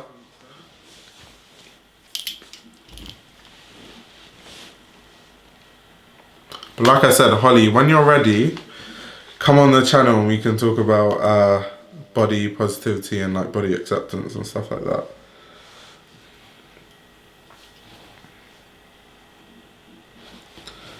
Because the type of things that I say about body acceptance and body positivity and stuff, people get triggered because they're like, what do you know? You're not even fat, blah, blah, blah. So there we go.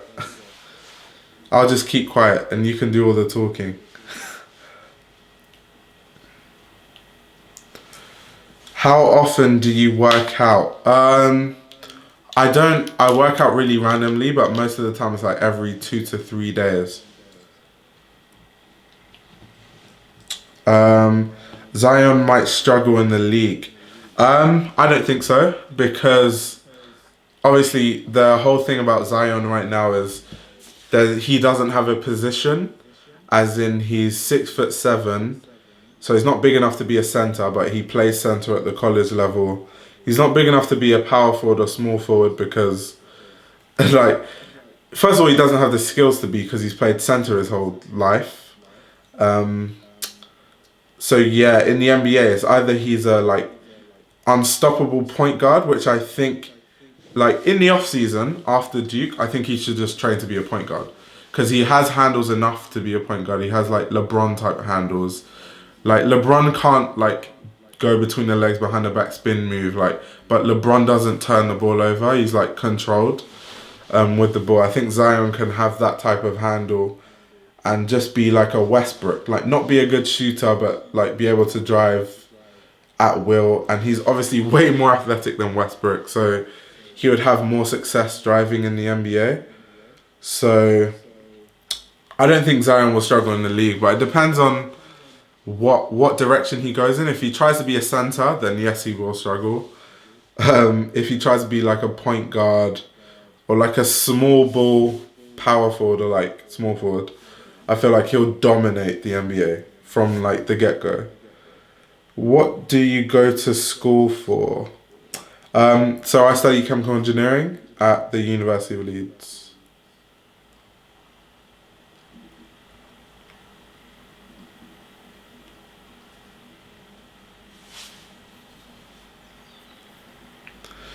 Favorite NBA team? Um, OKC. So I'm an OKC fan.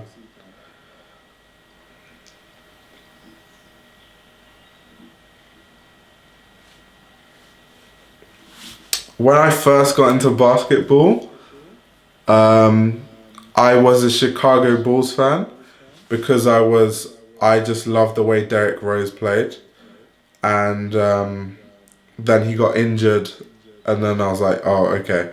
Then I liked the whole like James Harden, Kevin Durant, Russell Westbrook dynasty, and obviously James Harden went to the Rockets, Kevin Durant went to the Warriors, but I'm not just gonna keep team hopping, so I just stayed with OKC.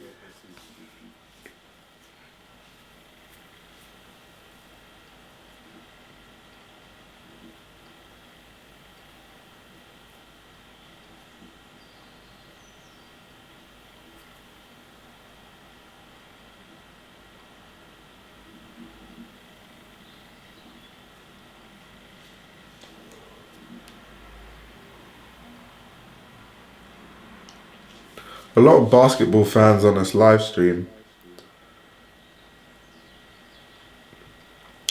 On body acceptance, I like it, but I don't like the idea of unhealthy eating. Um, okay, so see, this is the thing about body acceptance, right? So, okay, so my thoughts on body acceptance, right, is if I ate the same thing as, let's say, another person, our metabolisms are different to the point where I could be eating very healthy and another person could be eating very healthy and I'm big and they're like skinny.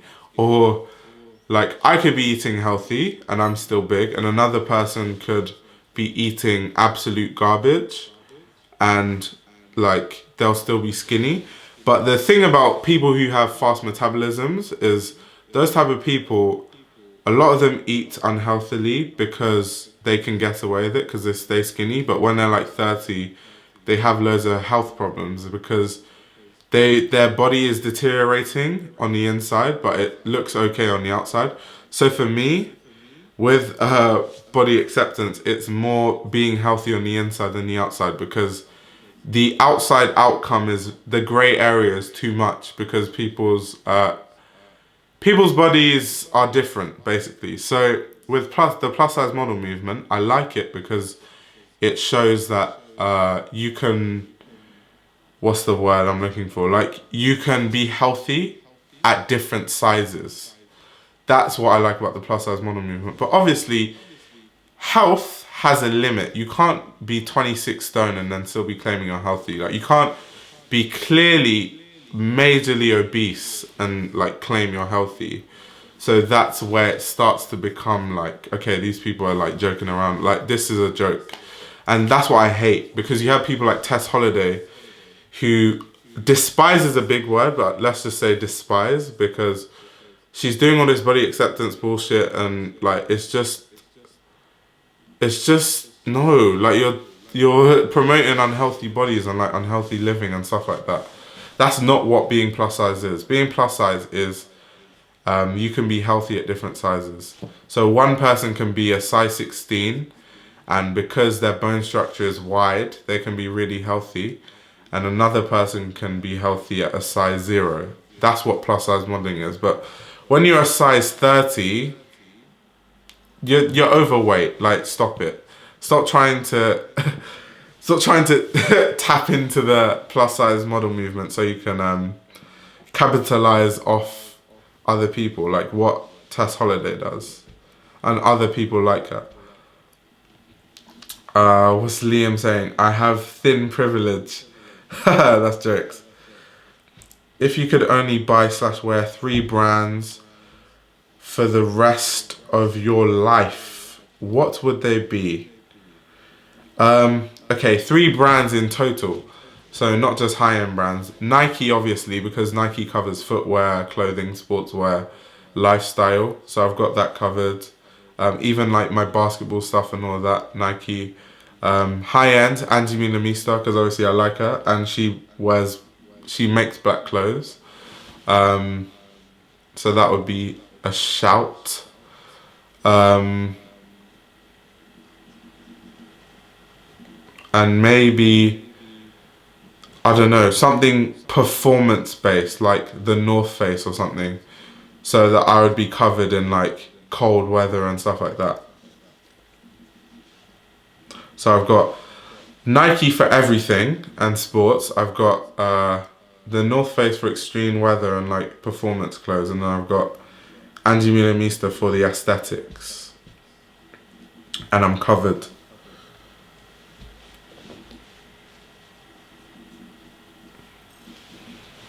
This guy is a joker though. This guy said I have thin privilege. Oh my god.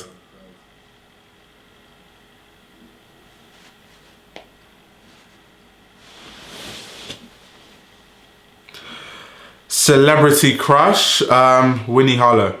It's been Winnie Harlow for years. Anyone who knows me will tell you that. Winnie Harlow for sure.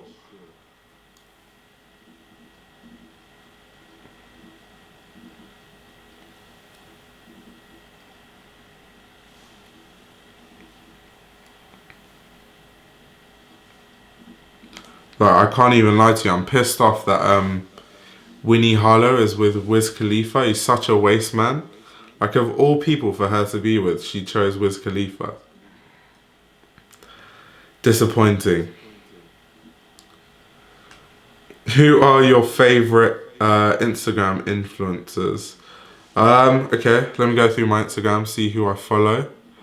And I'll like, when I find them, I'll type them into the comment section. But I'll talk about them as well.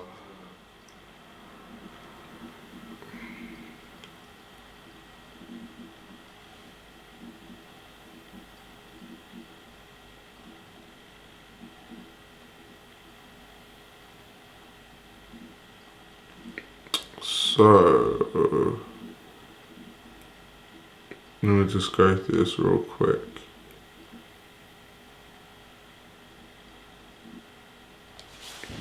Alright, so, influencers, let me type them in here. Sanj, obviously.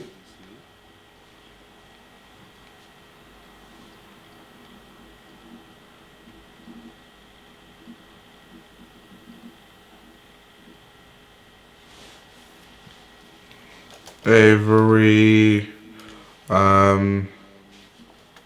Alec. Those are the guys who I like their outfits all the time. There's not too many influencers I follow, to be honest, because I cannot be bothered to see the same fits all the time. So most of them are like YouTubers you probably already know anyway. Like Anthony DeLuca as well. There's this girl, she's from Paris. I love her style. Her style is like extremely minimalistic. But she has loads of like really nice pieces like Margiela and stuff like that. Who else? Who else do I follow? Don't really follow too many people, I'm not gonna lie, because I don't really like all this Instagram trash fashion.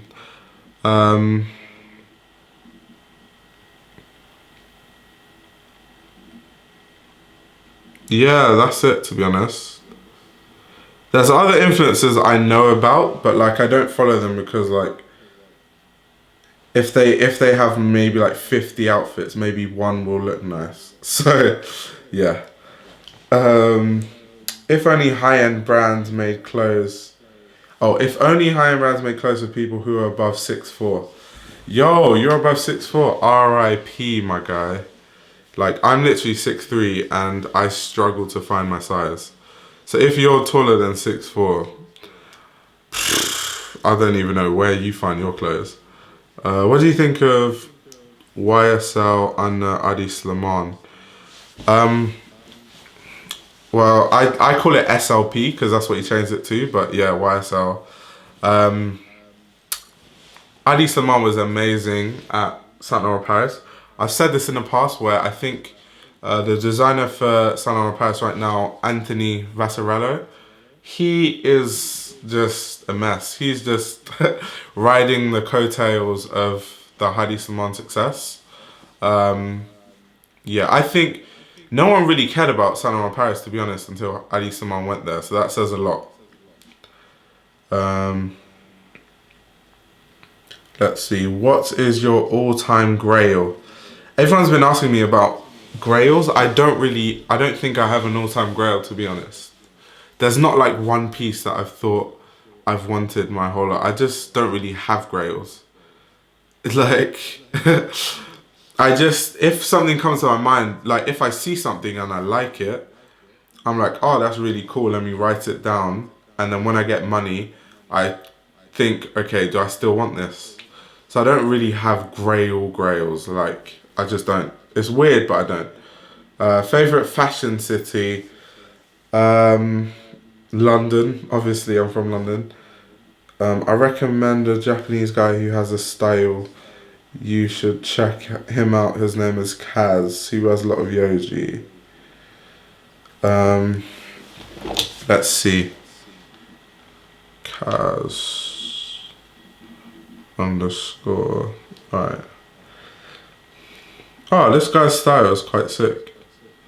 Yeah, I'm gonna follow him. He looks interesting.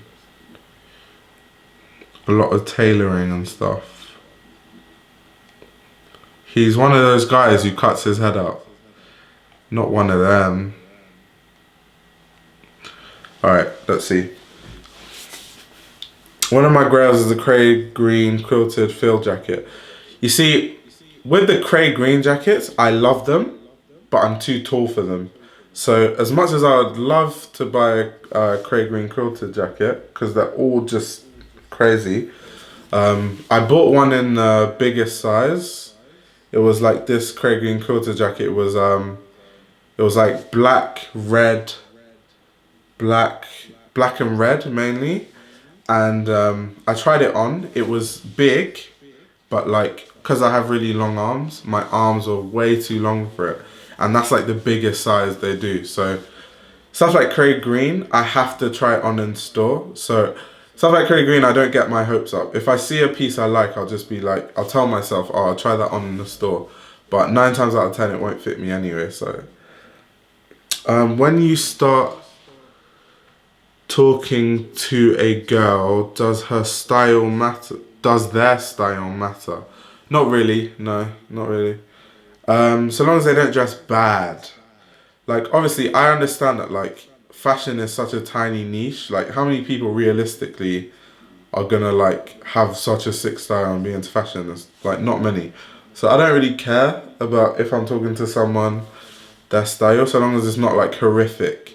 Like Abercrombie and Fitch type bad.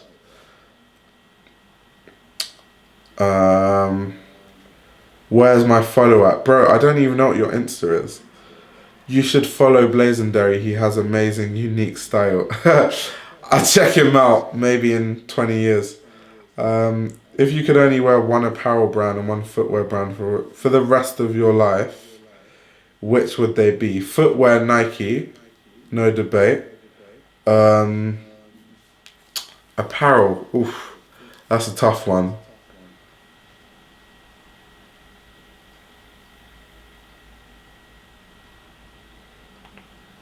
I'm not sure about apparel, maybe the North Face, because realistically the North Face does everything.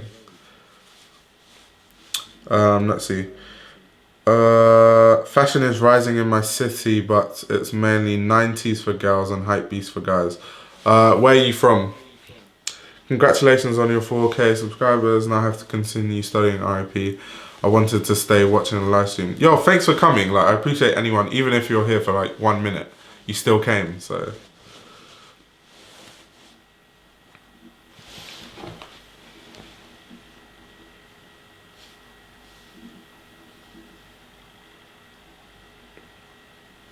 I'm not sure how many of you know about this channel. I've shouted out before, but his name is Alec.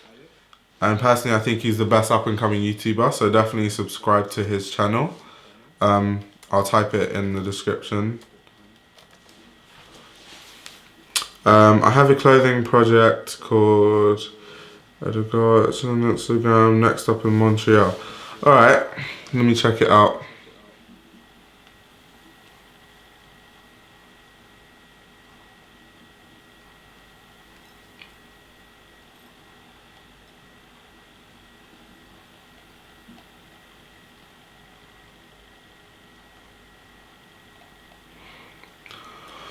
All you Canadian ass guys, man.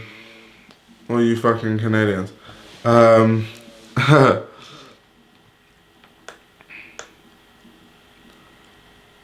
Let's see.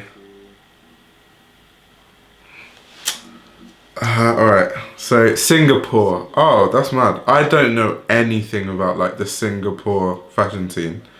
Favorite piece you own? Angie Milamista blazer. FW16. Yeah, that's the favorite piece I own. And it's probably the most expensive piece I own. Let's see.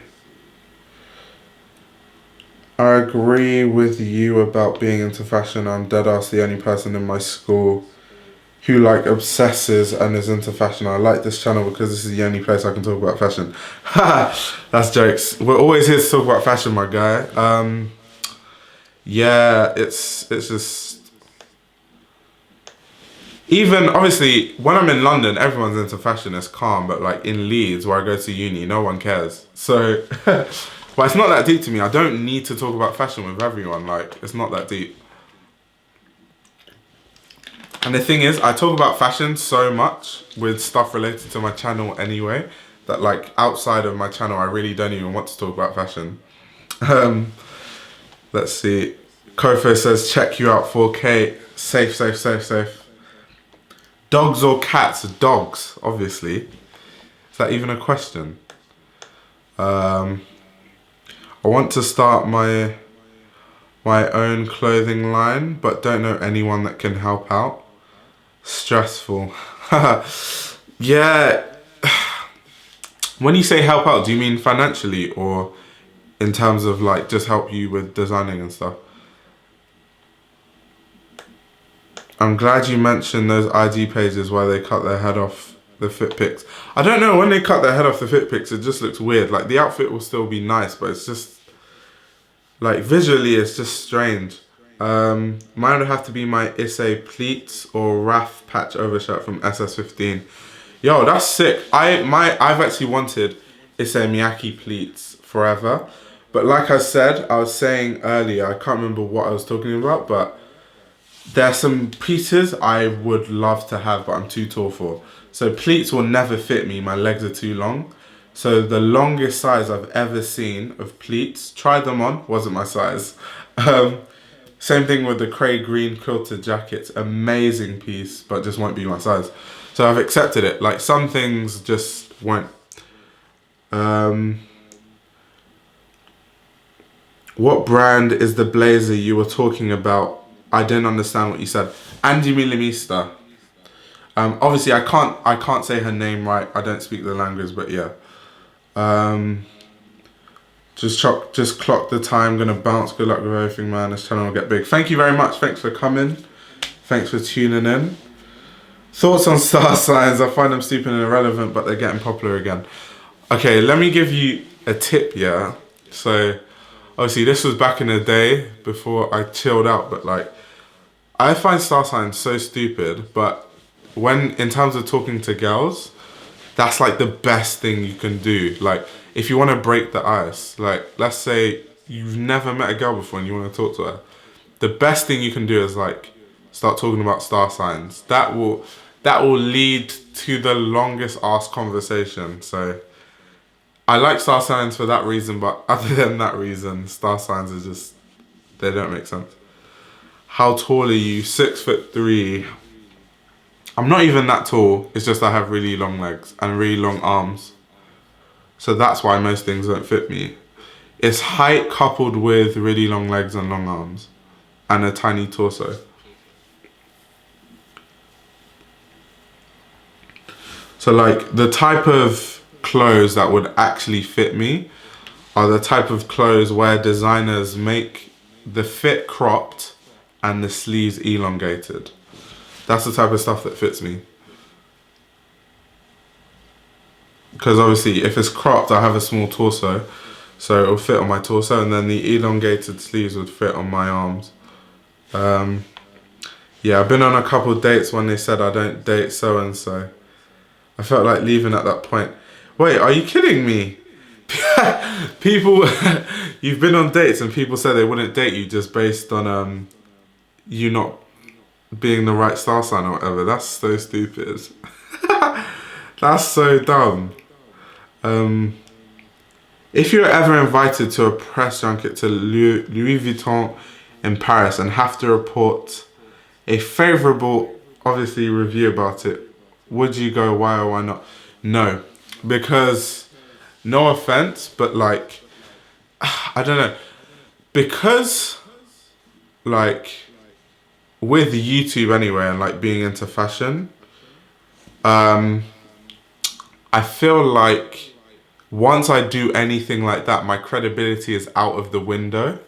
So I could never like collab with a brand I don't like, even if they were like, oh, I'm gonna pay you £10,000. Like, it would be painful to turn down £10,000, but I just wouldn't for credibility reasons. So like Louis Vuitton, if they hire me to like give a review on their show or like call me to their show or whatever, I would tell them from the get-go, if I find it bad, I'm gonna say it's bad. And if they don't feel okay with that, then I can't do it. So yeah.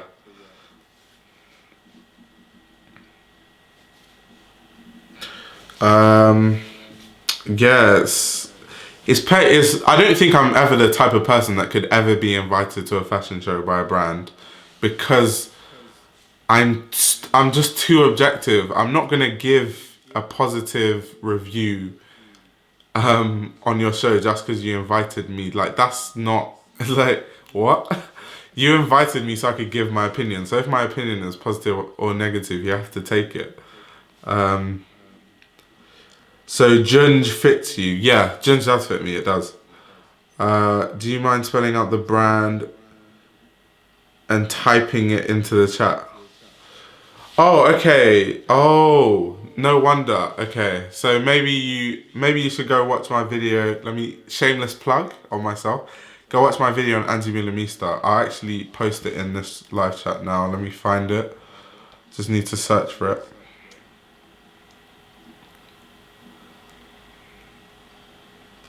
Now I get it. I thought I was saying it wrong, because I do say it wrong because I don't speak French. Or, I know, actually, Angie Milamista isn't French. I've forgotten what language it is. But obviously I don't speak the language, so I don't say it properly. I think the way to say it is like Demure Lemista or something like that. Demure. I think it's that sound. But as an English speaker, yeah. All that matters is she's my favourite designer. Like, how I pronounce her name shouldn't be that important.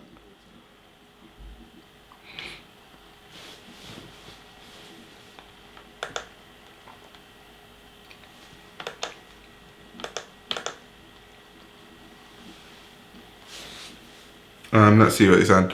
I mean, I don't know where to start. Like, how can I make my own t-shirts, jeans, or dresses? Honestly, you can learn how to make a t-shirt from scratch from YouTube. I made a pair of trousers by using my friend's sewing machine. My friend taught me how to make a basic pattern, and obviously I learnt about it later on, like when I interned and stuff, and off a YouTube video of like a step-by-step video on how to make a trouser. Obviously I haven't done it much, so I find it really hard, but if you do that frequently over and over and over and over again, you get the hang of it, and then you can start doing more complicated stuff because you get how the basics work, so you just work around it. So that would be how to start. Is it Dutch? I'm not too sure, I don't know.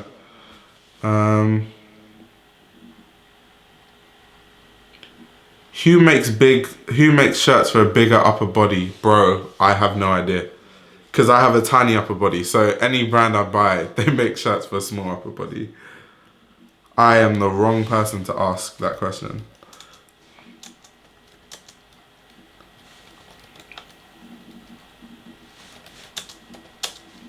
Let me just shamelessly plug my Andy Munamista video. Shameless plug.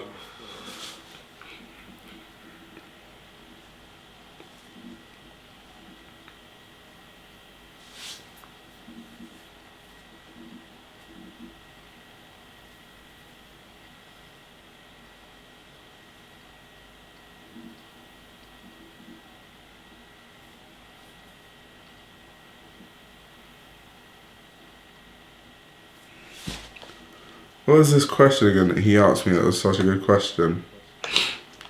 If I was invited to press.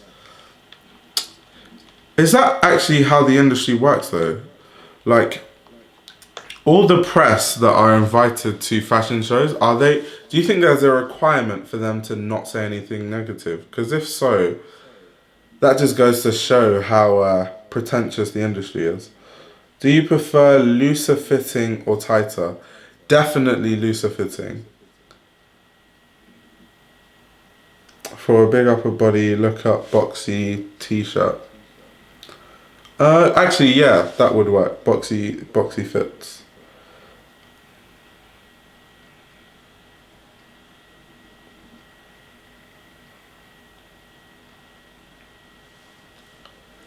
Yeah, loose fitting clothes are just like comfortable. I don't see why you'd prefer tight clothes. Like, it's good aesthetically if you want to go for like ID Slimane SLP vibes, but apart from that, yeah, loose fitting all the way.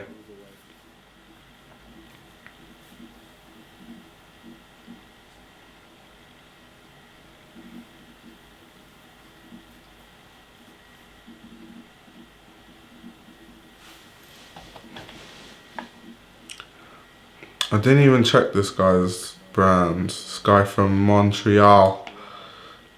Let me check what his brand's saying.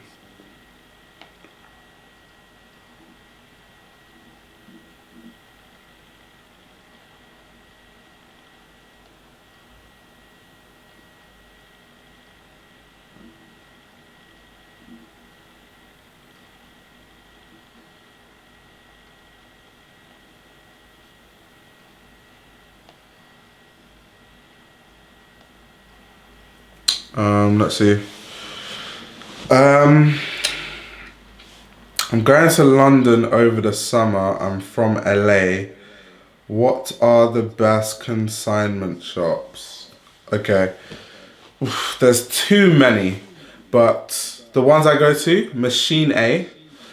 And if you're going to London from LA, you want to go to Machine A because Machine A is in Soho, and a lot of things are close to Soho. So Dover Street Market is very close to, is in Soho-ish area. So you can walk from like Machine A to Dover Street Market. On the same road as Machine A is like Palace and Supreme. If you go around the corner, there's Pata. There's another consignment store for more like streetwear stuff. Then from that whole like small area, then you can go to like Dover Street Market. There's the Great Frog. The Great Frog is like more jewelry. Everyone in London goes to the Great Frog for jewelry though. Where else can you go? That's like in that small area, it's like a walkable distance to each other. Then after that, a separate day would be like go to Shoreditch. If you go to Shoreditch, there's like a lot of stores you could check out. And in Brick Lane as well. Some of the best vintage stores. Then another place to go to, but like super high end, would be to go to like Knightsbridge and go to like Harvey Nichols there, but it's like a huge Harvey Nichols. But yeah, to be honest, if you're coming in the summer, I could actually just give you a tour because like there's so many places to go to. It's crazy. I wish I can go to London one day. Michael Hernandez, where are you from? How do you feel about the Great Frog? Oh, I just even talked about the Great Frog. The Great Frog is good because it's cheap for what it is. So they do really high quality made to measure jewelry for what it is a very cheap price. So I rate the Great Frog.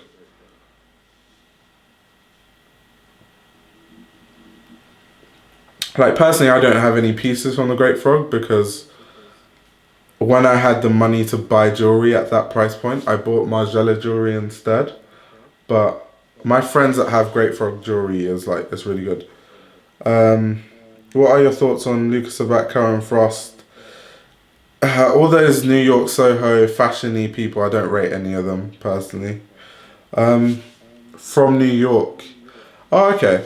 Flights from New York to London aren't too expensive. That's what I will say. Because a lot of people do go from London to New York. So it's like one of the cheaper flight tickets. It's still expensive, but yeah. To be fair, I need to go to New York because everyone keeps lamenting about Soho in New York. So I just need to go there and see what the fuss is about. People trying to compare New York Soho to London Soho.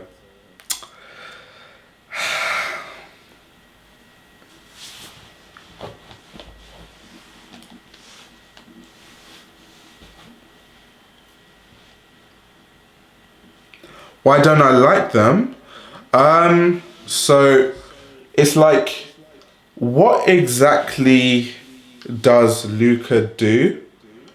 Like, I don't know.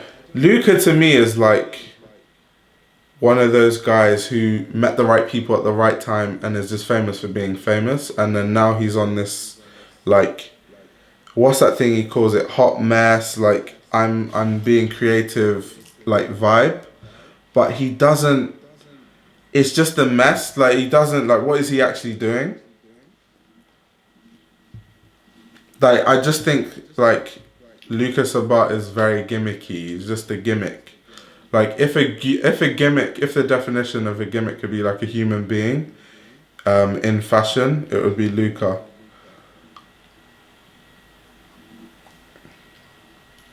Like what exactly is he doing? Like what, like.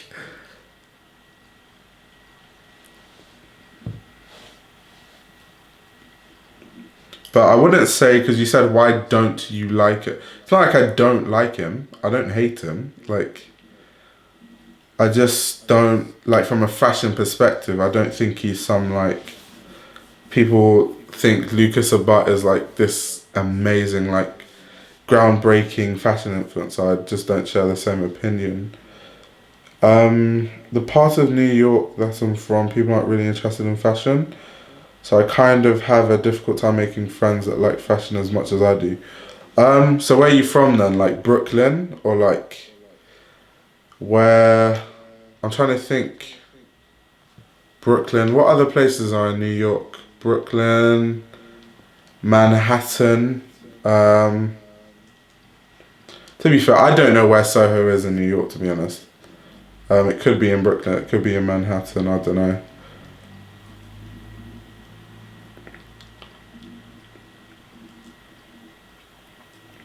I hate it when people say, why did you spend X amount of money on clothes? Because overpriced is relative. Clothing means more to me than you. Price is just numerical value of worth to somebody. Yeah, that's very true. And then also, like I've said, most times when you buy high-end clothes, you actually end up saving more money than people that buy fast fashion. Because someone like me, building my collection 10 years from now, and the equivalent person who buys fast fashion, 10 years from now, they would have thrown away all the clothes they bought 7 years prior, whereas I would have everything. And if I sold all the stuff I would have built up over those 10 years, I would basically get all the money back that I spent on it. And some would even more because 10 years from then, some of the pieces could be like archive pieces or like coveted pieces that people are looking for that I could sell for crazy amounts. So it's funny that people say, oh, why'd you spend so and so on like so and so piece? Because I feel like when you buy high end, you end up in the long run saving money. Let's see. Luca is great. Love the guy. Yeah, as a person, he's great, but from a fashion perspective, I just don't understand what he's achieving. Let me say, no, I'm from the Bronx. Okay, yeah, so in Brooklyn, yeah, I can imagine the fashion.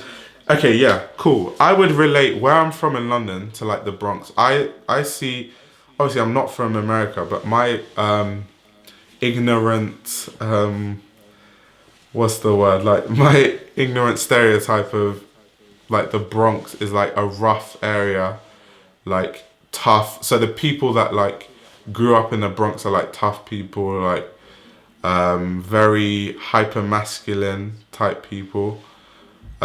Same thing where I grew up in London type thing. Everyone trying to be like gangster and hard. I could say, why did you spend this much on like a gaming PC or something that is not as meaningful to me? Yeah, exactly.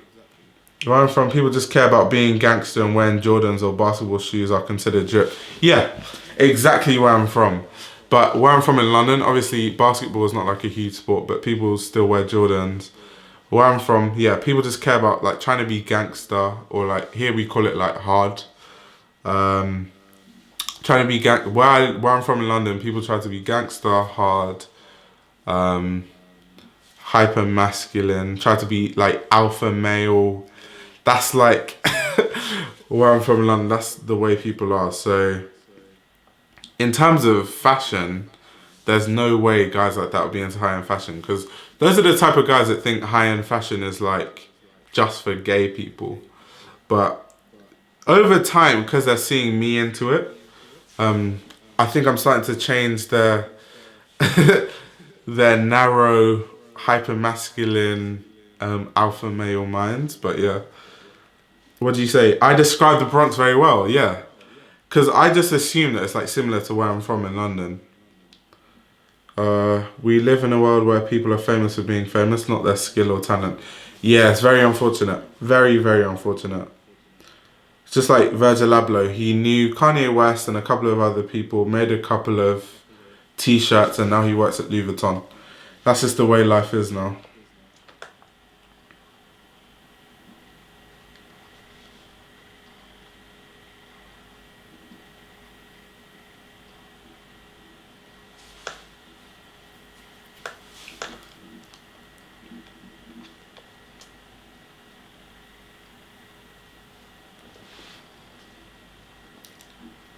If you were to make a fashion collection of your own, how is it going to look like and what are you going to focus on?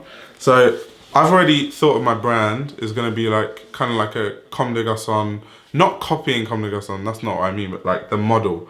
So I'd have like the more creative stuff that's like more expensive because obviously if I was to make a brand, a lot of my following would be from my YouTube channel and which means not that many people have like loads of money to spend. So I'd have like a more commercial line that still makes really good stuff.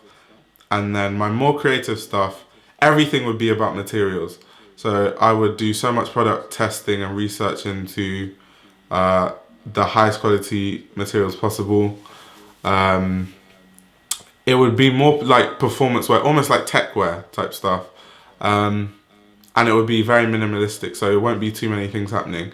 It would just be like a blazer, and then maybe like I'll do something unique to the blazer, and that'll be it. Like it won't be some like brash piece. It'll just be like a really really high quality blazer that you, like 10 years from now you could still have, and it'll be as good as new.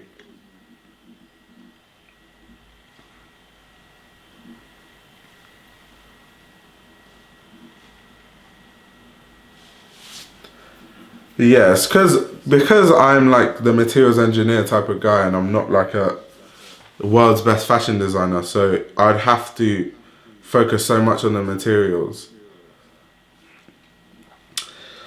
Your boy Ji Hoon, yo, what's up? What's good? What's goody? Or what do you New Yorkers say? What's goody? I could be American for a day, you know. I could fake a good American accent.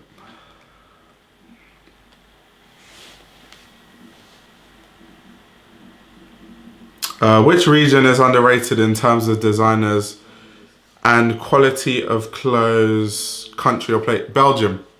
Belgium is the most underrated fashion country in the world. Hands down, no cap. Every other fashion country gets respect, like Korea, Japan, France, Italy, England. It's only Belgium, for some reason, that just gets swept under the radar. Which thoughts on tech wear? I feel like people wearing tech wear for aesthetic. Yeah, someone asked me about Arc'teryx earlier, and I said I don't understand why people would spend like hundreds and hundreds of pounds and dollars on like a jacket that's made for hiking. If you're gonna like, it just doesn't make sense. Why not just spend less on something that's more aesthetically pleasing? So yeah, I think a lot of people wear tech wear for just the aesthetics and not necessarily the functionality. Personally, if I was to wear tech wear, it'll be for the functionality. Like a lot of the Y3 I buy is for the functionality. Like the fact that there's zips everywhere and pockets everywhere, so I don't have to carry backpacks because I hate carrying backpacks, and I can just stick stuff all over like my jacket. So yeah. What do you say? Link up, yeah, for sure. Trust me, when I go to New York, I'm hitting everyone up. Shut down New York. Hey, what did Lucas say? WinRAR. What? I'm confused.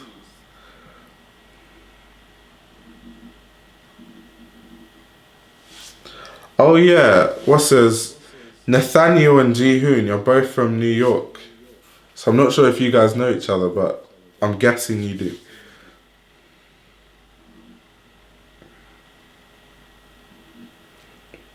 What did this guy say though? Lucas Hendricks. He said WinRAR. I do not understand what he was trying to say. No idea.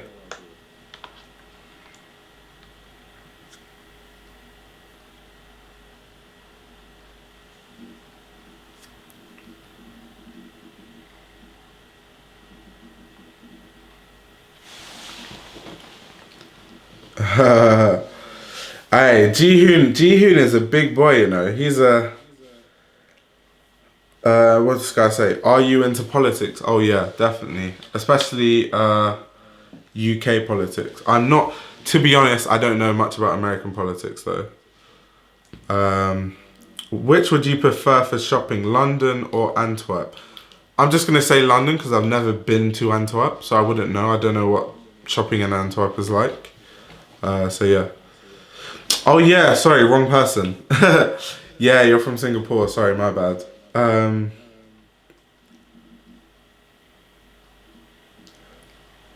Yeah. I mixed you up. Sorry, my bad.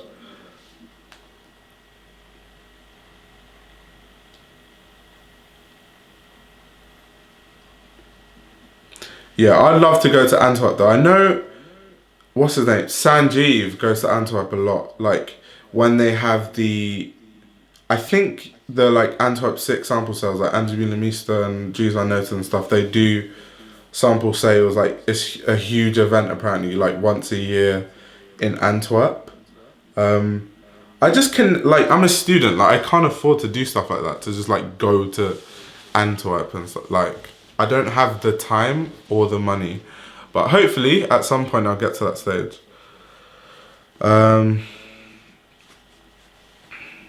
This guy said Brexit. Funny enough, I voted in Brexit and I voted to stay in the EU.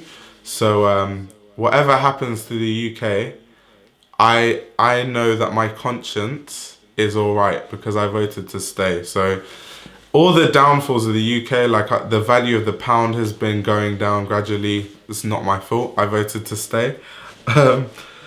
If you had to be a hype beast for one day, would you only rock Supreme or Off-White? Supreme, definitely. How do you plan on creating original content in the future after you blow up, which we know you will? Yeah, thanks. Hopefully I will blow up. Okay, so let me show you something. Why I can never, what's the word? Sell out, quote unquote. Wait, let me see if I can show you this real quick.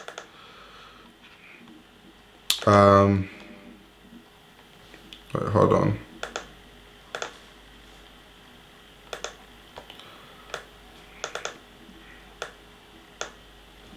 Okay, so you should be able to see my screen now. So just look at this, yeah?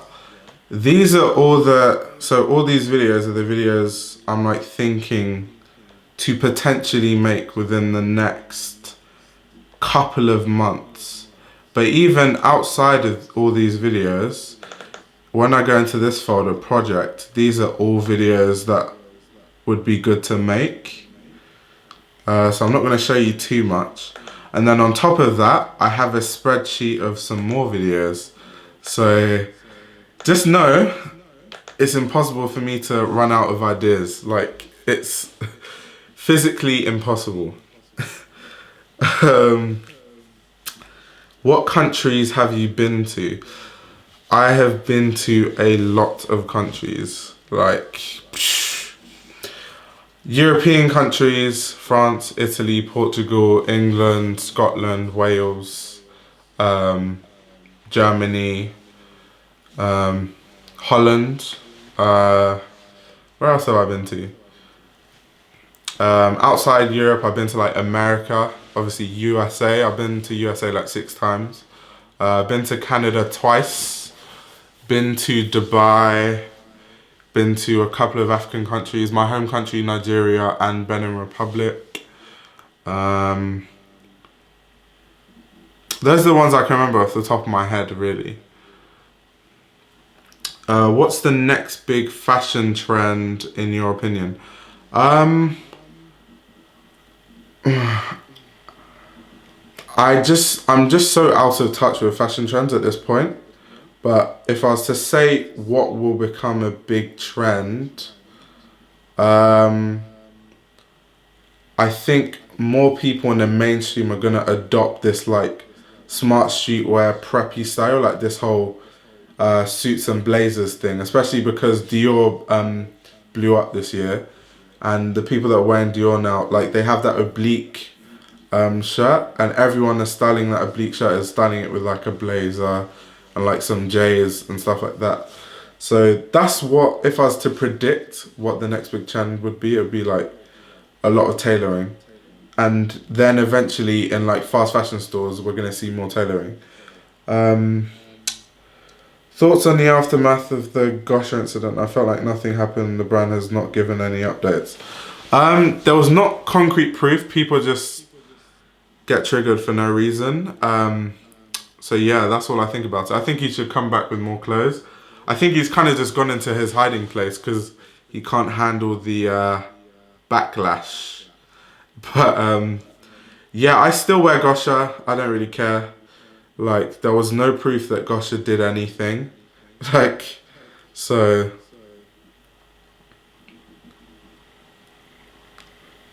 I'm saying NYC boys, yeah. It's amazing how I've been to America 6 times and I've only been to New York once. And it was when I was really young. So I definitely need to go back.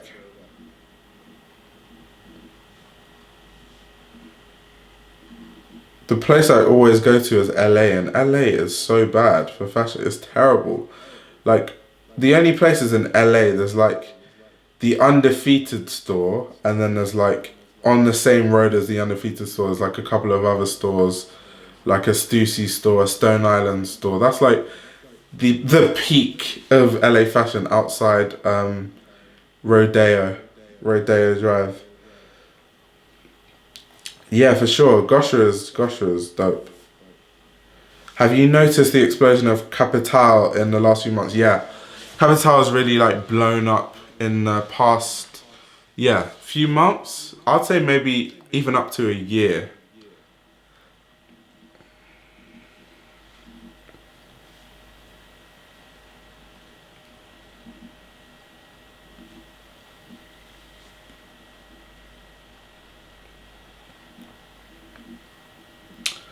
What about brands using scandals in order to stay relevant? Yeah, it's crazy. Like, it's a sinister way to get marketing, but I know that's what they do. Like, Dolce and Gabbana, for example, is one of those brands that has always used shock factor historically to get people talking about their brand when they're irrelevant. But I think with the whole China controversy, they went too far and it kind of like backfired.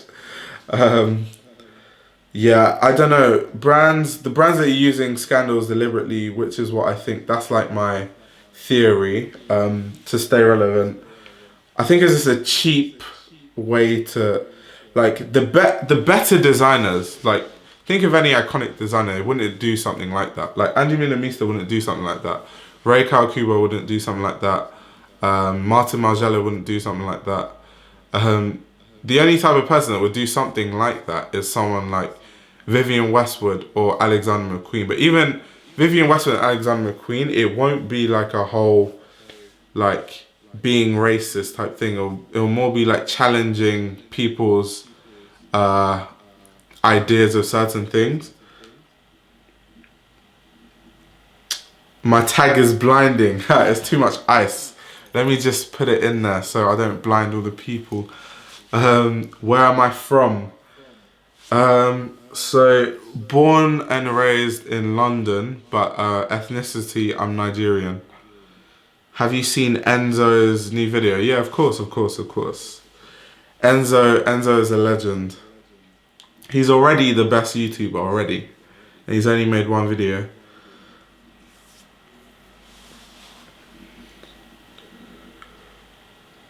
But I don't know what you meant by like where are you from as well, but yeah, I live in London as well. Jun Takahashi wouldn't do that, yeah. No great designer would do that. Like, no great designer is so like, so desperate or like, so, so poor that they need something like being racist and doing blackface to like stay relevant. Like, no great designer would do it. That's the way I see it. So the type of brands that do it, you can survive without them anyway. But not that I'm saying boycott them, because boycotting does not make any sense.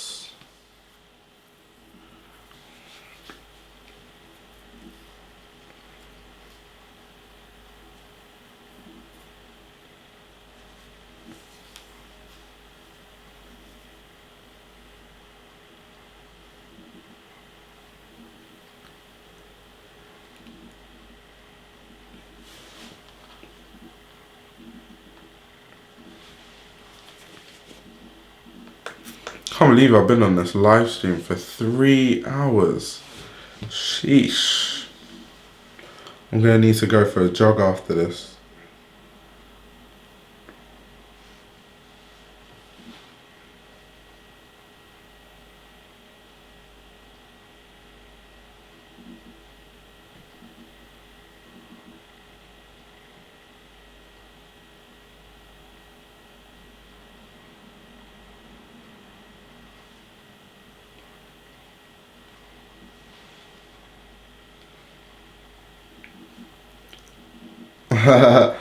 Insert serious look. No, I got a message that was quite serious.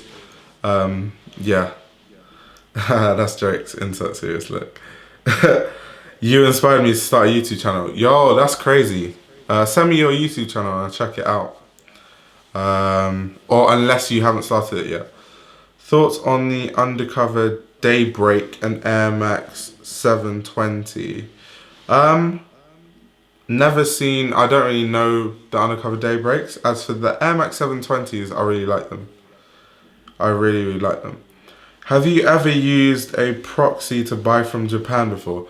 No, I haven't, but my friend has, and it worked fine. So if you want a proxy, I can link you to him.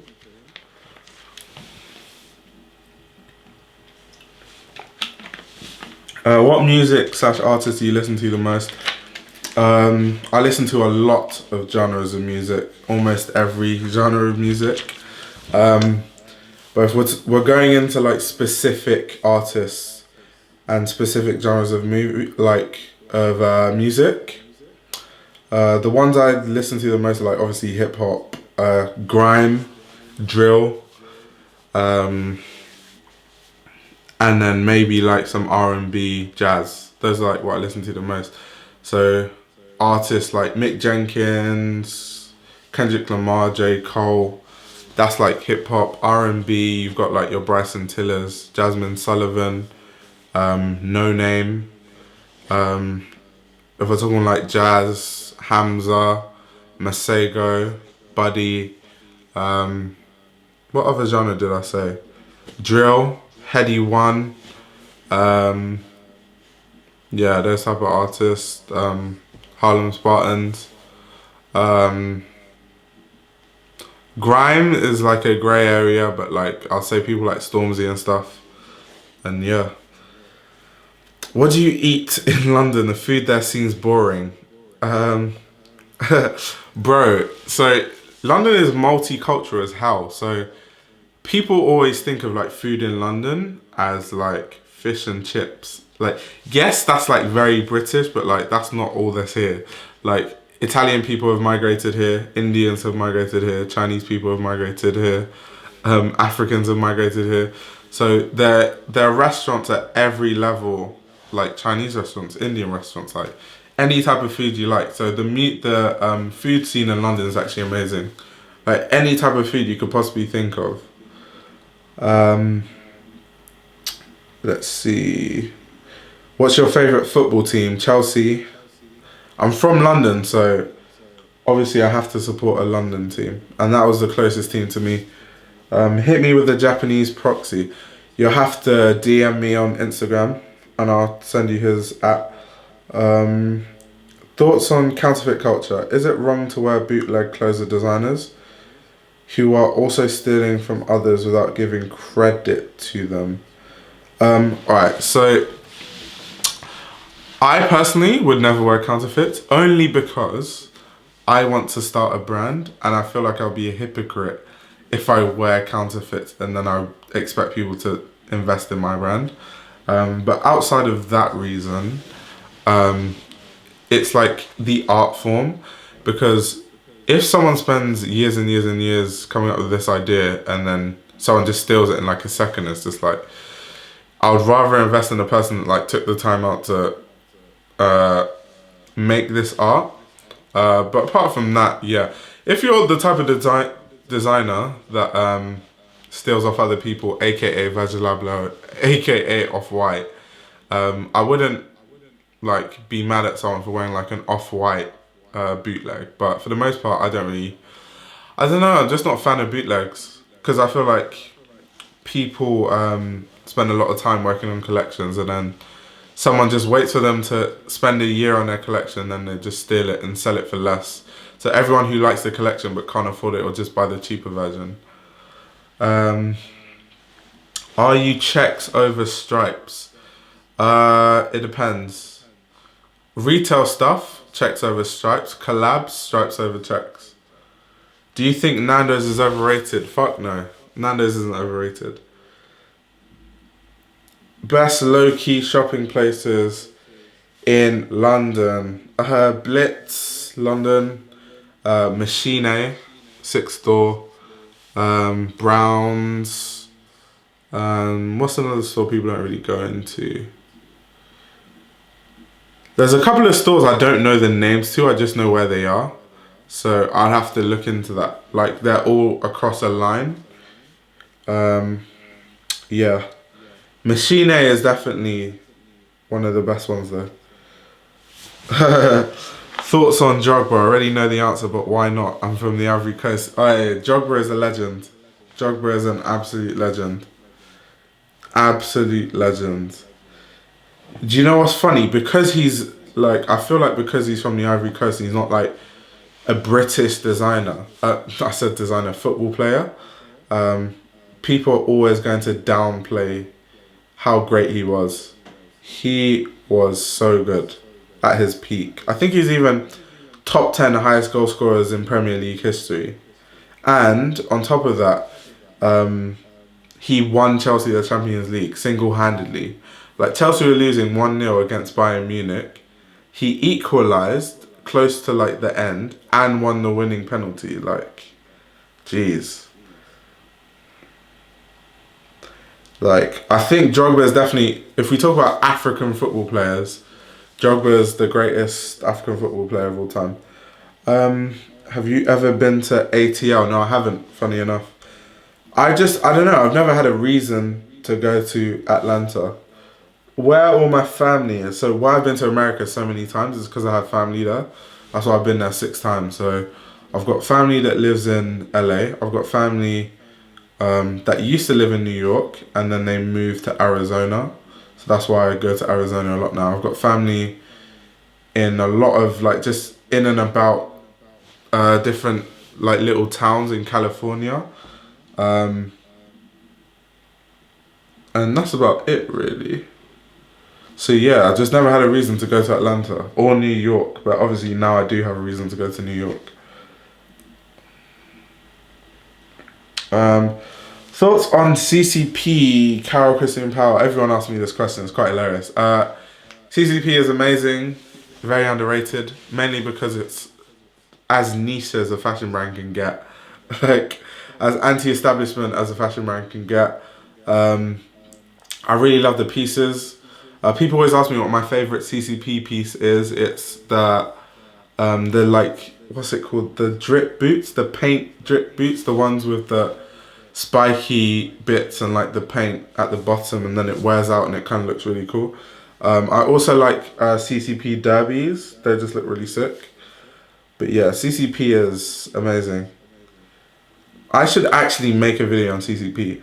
I'll wait until my channel gets bigger and then I'll make that video. Because CCP is so niche. If I make a video about CCP now, it'll only be people who are into CCP. Would you ever camp for a drop? No way. No flipping way. The only, the only, like, I used to camp all the time, but now I'm too old to be camping, like, outside a drop for, like, nah. How often do you plan on doing these live streams? There was a time I was actually doing it really often. Now I have less time because I have more uni work, but definitely every time I reach like a milestone, subscriber wise, I'll do a live stream. So like when I hit 5k, 6k, 7k, I'll do a live stream. Thoughts on the Camper/Kiko collab? I have the low tops and all I can say is that they're mad comfy but heavy. I like the collab from what I've seen, but the thing is, I don't have any of the pieces, so I can't tell you like comfortability and stuff like that. I'd have to ask my friend who's like, the way I'm a Angelina Mista fanboy, he's a Kiko Castano fanboy. How often do you... Hey, thanks a lot for the shout out on your channel. Yo, your channel's sick. Your channel's sick. Like, I just rated that you were making videos about fashion history because there isn't much of that on YouTube. So when I see people doing it, I always shout out their channel. So, no problem.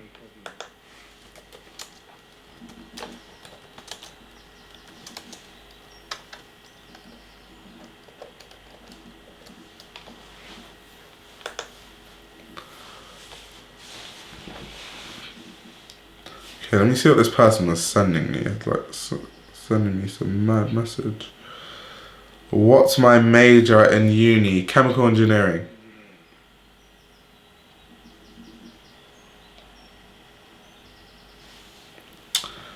Whose female celebrity style do you admire? Female celebs dress way better than male celebs. I'll say that first. Aleli May has quite good style, I must admit. Very unique. The problem is, I haven't found a female celeb that dresses like Rick Owens, Angelina Mista vibes yet. That would be very interesting to see, but for now, I'll say Aleli May. Do you feel Sakai is going to blow up in the mainstream now? Oh yeah, for sure. So let me give you an example of why Sakai is going to blow up. A Cold Wall, if you're from London, like you would have known about A Cold Wall forever. Well, in London, if you live in London, you're into fashion. But after the Nike collabs, the thing just blew out of proportion. Now everyone loves A Cold Wall. So Sacai is one of those brands which is obviously, from a fashion standpoint, way better than a Cold War. And they're doing Nike collections. It's a matter of time. I think they need more than one collab. Maybe they need like 2 or 3 Nike collabs and the brand is going to blow up. But it's just crazy, like, from brands like Sacai to see the influence of like Rei Kawakubo. Like, every single side of fashion has some influence of Rei Kawakubo.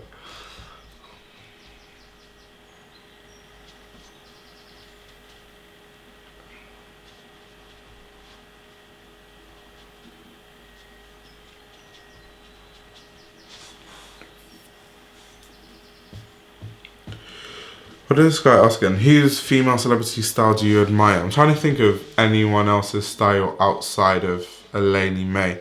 To be honest, I'd say this now. The people whose style I actually do like is people like the royal family and stuff like that. Like the Prime Minister has really good style. Theresa May or Kate Middleton. Prince William's wife, she has really good style. Yoji or Calm? What I would wear, Yoji. What is better in terms of impact? Comme les garçons. How do you feel about Nike Off-White inspired Air Force Ones? Oh my god, they're so overplayed. I hate them. How do you feel about the Michael Jackson, R. Kelly situations, and when do you still listen to their music? I don't even listen to, like, I know R. Kelly and Michael Jackson are legendary, and like their songs, like, everyone knows, but I never listen to them anyway. So it's not like one of those things where I have to make a conscious effort now not to listen to them. But yeah, what they've done is just some crazy ass stuff, man. Like, let me not even get into that. Especially Michael Jackson, like, Michael Jackson, because R. Kelly, we know he's guilty, so that's just that. But like, Michael Jackson was like, before he died, was fighting for his innocence. And it's like, bro, you were asking underage kids to sleep on your bed away from your parents. Like, what is the explanation for that? Let's see. So I think you should check out __k dot. Alright, she's Japanese and her style is mostly avant-garde.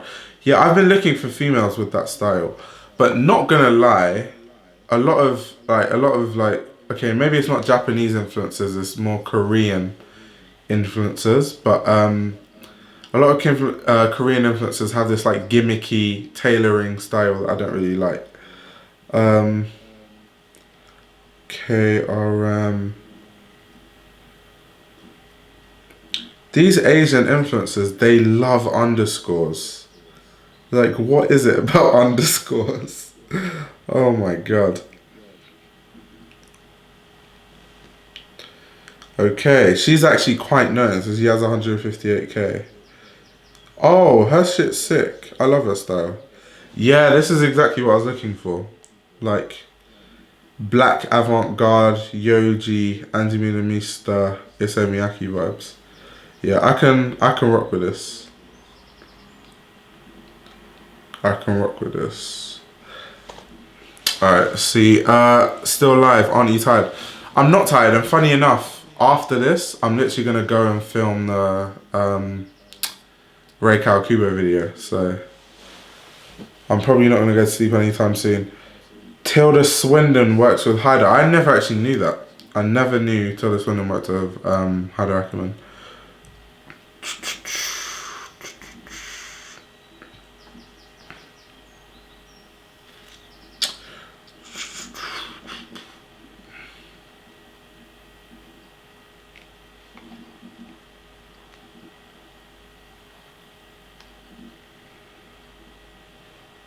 Like, when I think of fashion, Tilda does not come to my mind, like, at all. Not even gonna lie.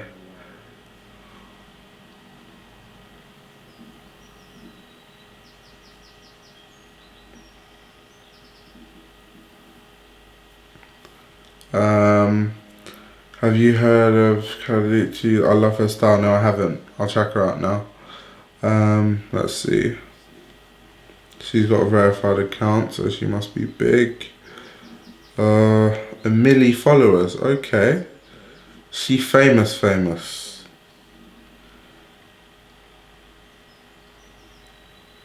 I'm not too sure about this girl's style, mate. I think she's just a very... She's just a sexy person, but her style-wise, I'm not too sure about that. She's just like one of those bad bitch, I don't give a fuck type people. So whatever she wears looks cool, but her style, nah, I'm not too sure about this. Let's see. Yeah, most Koreans Insta influencers dress with blazers with the belt over and Balenciagas. Yeah, I can't lie. You notice Nike collabs never blow up. I don't know why. I have no idea why as well. Like, let me give you an example. A collab I really loved was recently was like the Hompleur, is it? I think it was. Collab with Nike where it was like those Nike Prestos and it was woven. I would have copped those in a heartbeat, but I just didn't have money at the time. I don't know why people just sleep on com. Like, people just be sleeping. Or like the Moabs. Like, I don't know, man. What music did you listen to growing up? I just listened to whatever my mum played, and my mum played like loads of R&B type stuff, like Alicia Keys type stuff. Yeah. Asian influencers love the belt chain with the suture. Oh my god. It's funny because I know exactly what you're talking about.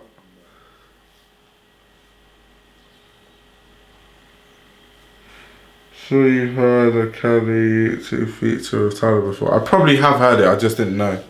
But yeah, her style, I'm not too sure about her style. Like, she has that like boss bitch, like I can wear anything and look cool type thing. And I respect it. There's some people that can wear anything and it will just look nice, like Rihanna. Or like this girl, or like who else is like a Laylee May can wear anything and it'll look cool because she's just that bad bitch. But it doesn't mean I have to like the style though. CDG Black Waffle Racer is mad dope. Yeah, it's decent. It's decent. Whose clothes do you think appreciates in price over time? Obviously Raf. That would be like the the easiest bet. If you buy a hyped Raf piece now and just wait 10 years, you can cash out.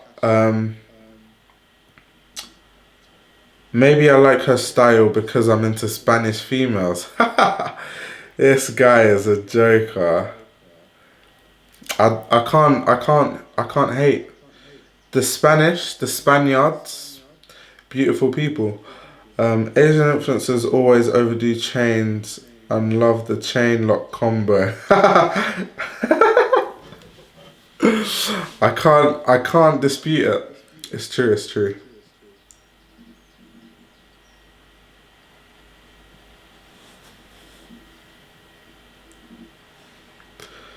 That is hilarious. Because they do the chain lock combo. That is jokes. Yeah, I forgot about Undercover. Raf was just the first thing that came to my mind because Raf just always balloons in price. Do you like sandals like Birkenstocks and Suicoats? Nah, it's okay. I get it. I get the trend, but like, my feet just weren't made to be wearing sandals. That's all I'll say. So I would personally never do it, but yeah. Shout outs to all the Birkenstocks and, you know, Suicoke or Suicokes wearing people. Thoughts on the Birkenstock Rick collab? I like it. It's okay. Not my thing, personally. That's just me personally.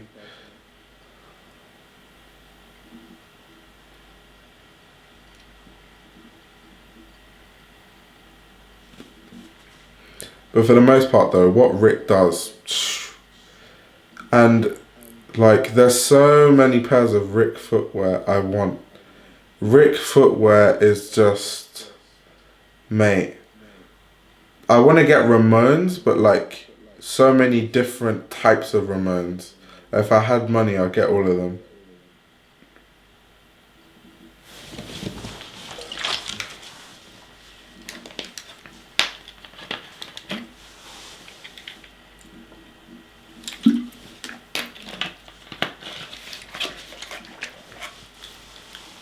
Alright, it's almost 3 a.m. and I need to finish this video by latest 4 a.m. So I'm probably gonna leave in like 5 minutes. So if you have questions, shoot them now. What's he saying? Yo, that is so true. That's it. You fuck with Chinatown Market. Do you mean Chinatown Market as in like, wait, hold on. Yeah, I've heard Ramones. Do you mean Chinatown Market as in like London Chinatown Market? Ramones and Mad Uncomfy, I saw mine. Yeah, that I've heard Ramones are like uncomfortable and shit, but the thing is, like, I've worn a lot of uncomfortable shoes for the aesthetic, like for the culture. So I feel like it's something I could handle. London low-key influenced the popularity of techwear / all black sportswear aesthetic, no debate. Yeah, for sure. Definitely.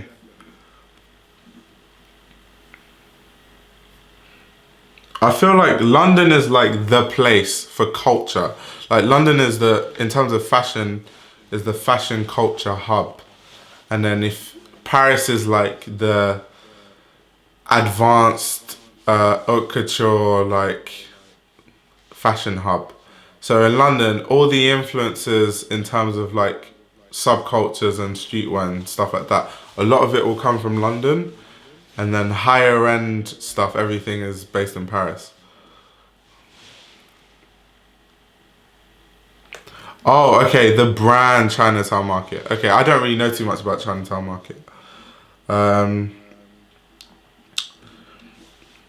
gonna go. Appreciate the long stream. Keep the content coming. Much love. Yeah, thanks a lot for coming on the live stream, John. Do you ever buy from vintage sales? Yes, but very rarely. Very rarely.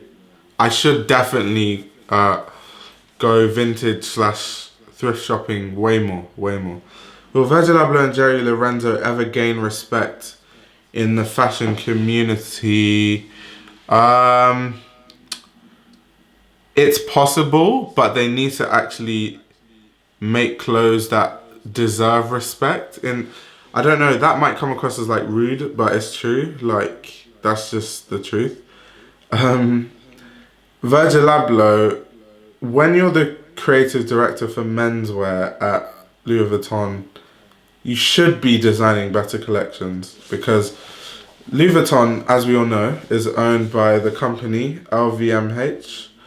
And the thing is, Louis Vuitton is like their main brand, which means they pump in the most money into Louis Vuitton. So you have all the resources, and that's the best you can come up with.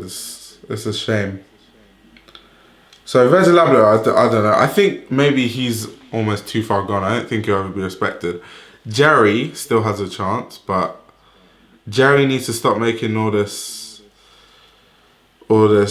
like Jerry just makes like long line tees, and like people in America go crazy for it. I don't get it. Virgil is better than Jerry Lorenzo. Oh yeah, for sure. Virgil is definitely way better than Jerry Lorenzo, but I think Virgil can't really be respected too much anymore, mainly because you're at Louis Vuitton and you're still like releasing subpar collections. You are literally the head of menswear for Louis Vuitton. Like, what? But yeah, Virgil is way better than Jerry Lorenzo. Jerry Lorenzo makes like long line tees, distressed tees, like like long line like sweatshirts and like joggers, and then everyone's like, oh my god, Fear of God is like the best shit in the world, and I'm confused. I'm like, are we seeing the same thing? Any Andy Milamista stockist in London? Um,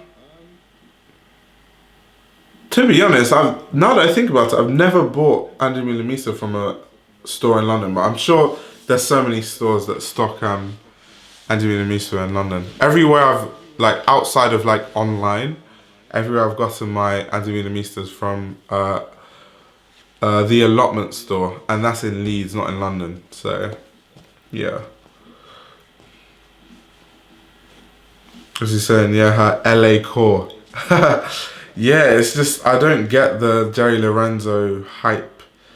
I don't know. I don't want to sound like mean or anything, but like when it comes to fashion, Americans a lot of the time do piss me off. It's like the type of stuff they're like, oh my god, this is fire.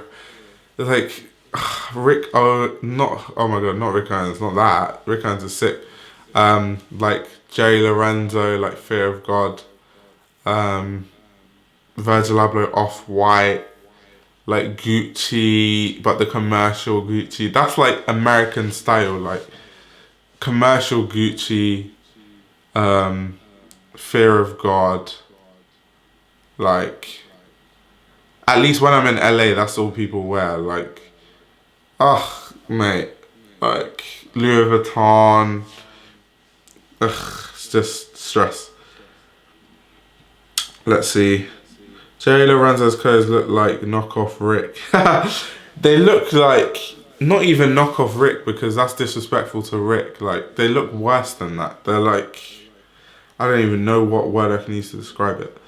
Thanks for the stream. You're one of the best right now on the YouTube for fashion knowledge. Yeah, thank you very much. I appreciate it. I appreciate it. I'd say the leading fashion knowledge-ish YouTuber is Hort Mode. What was your favourite album from last year? I can't even remember albums off the top of my head from last year. Like, sorry to, yeah. I don't like give dead answers, but I can't actually remember albums from last year.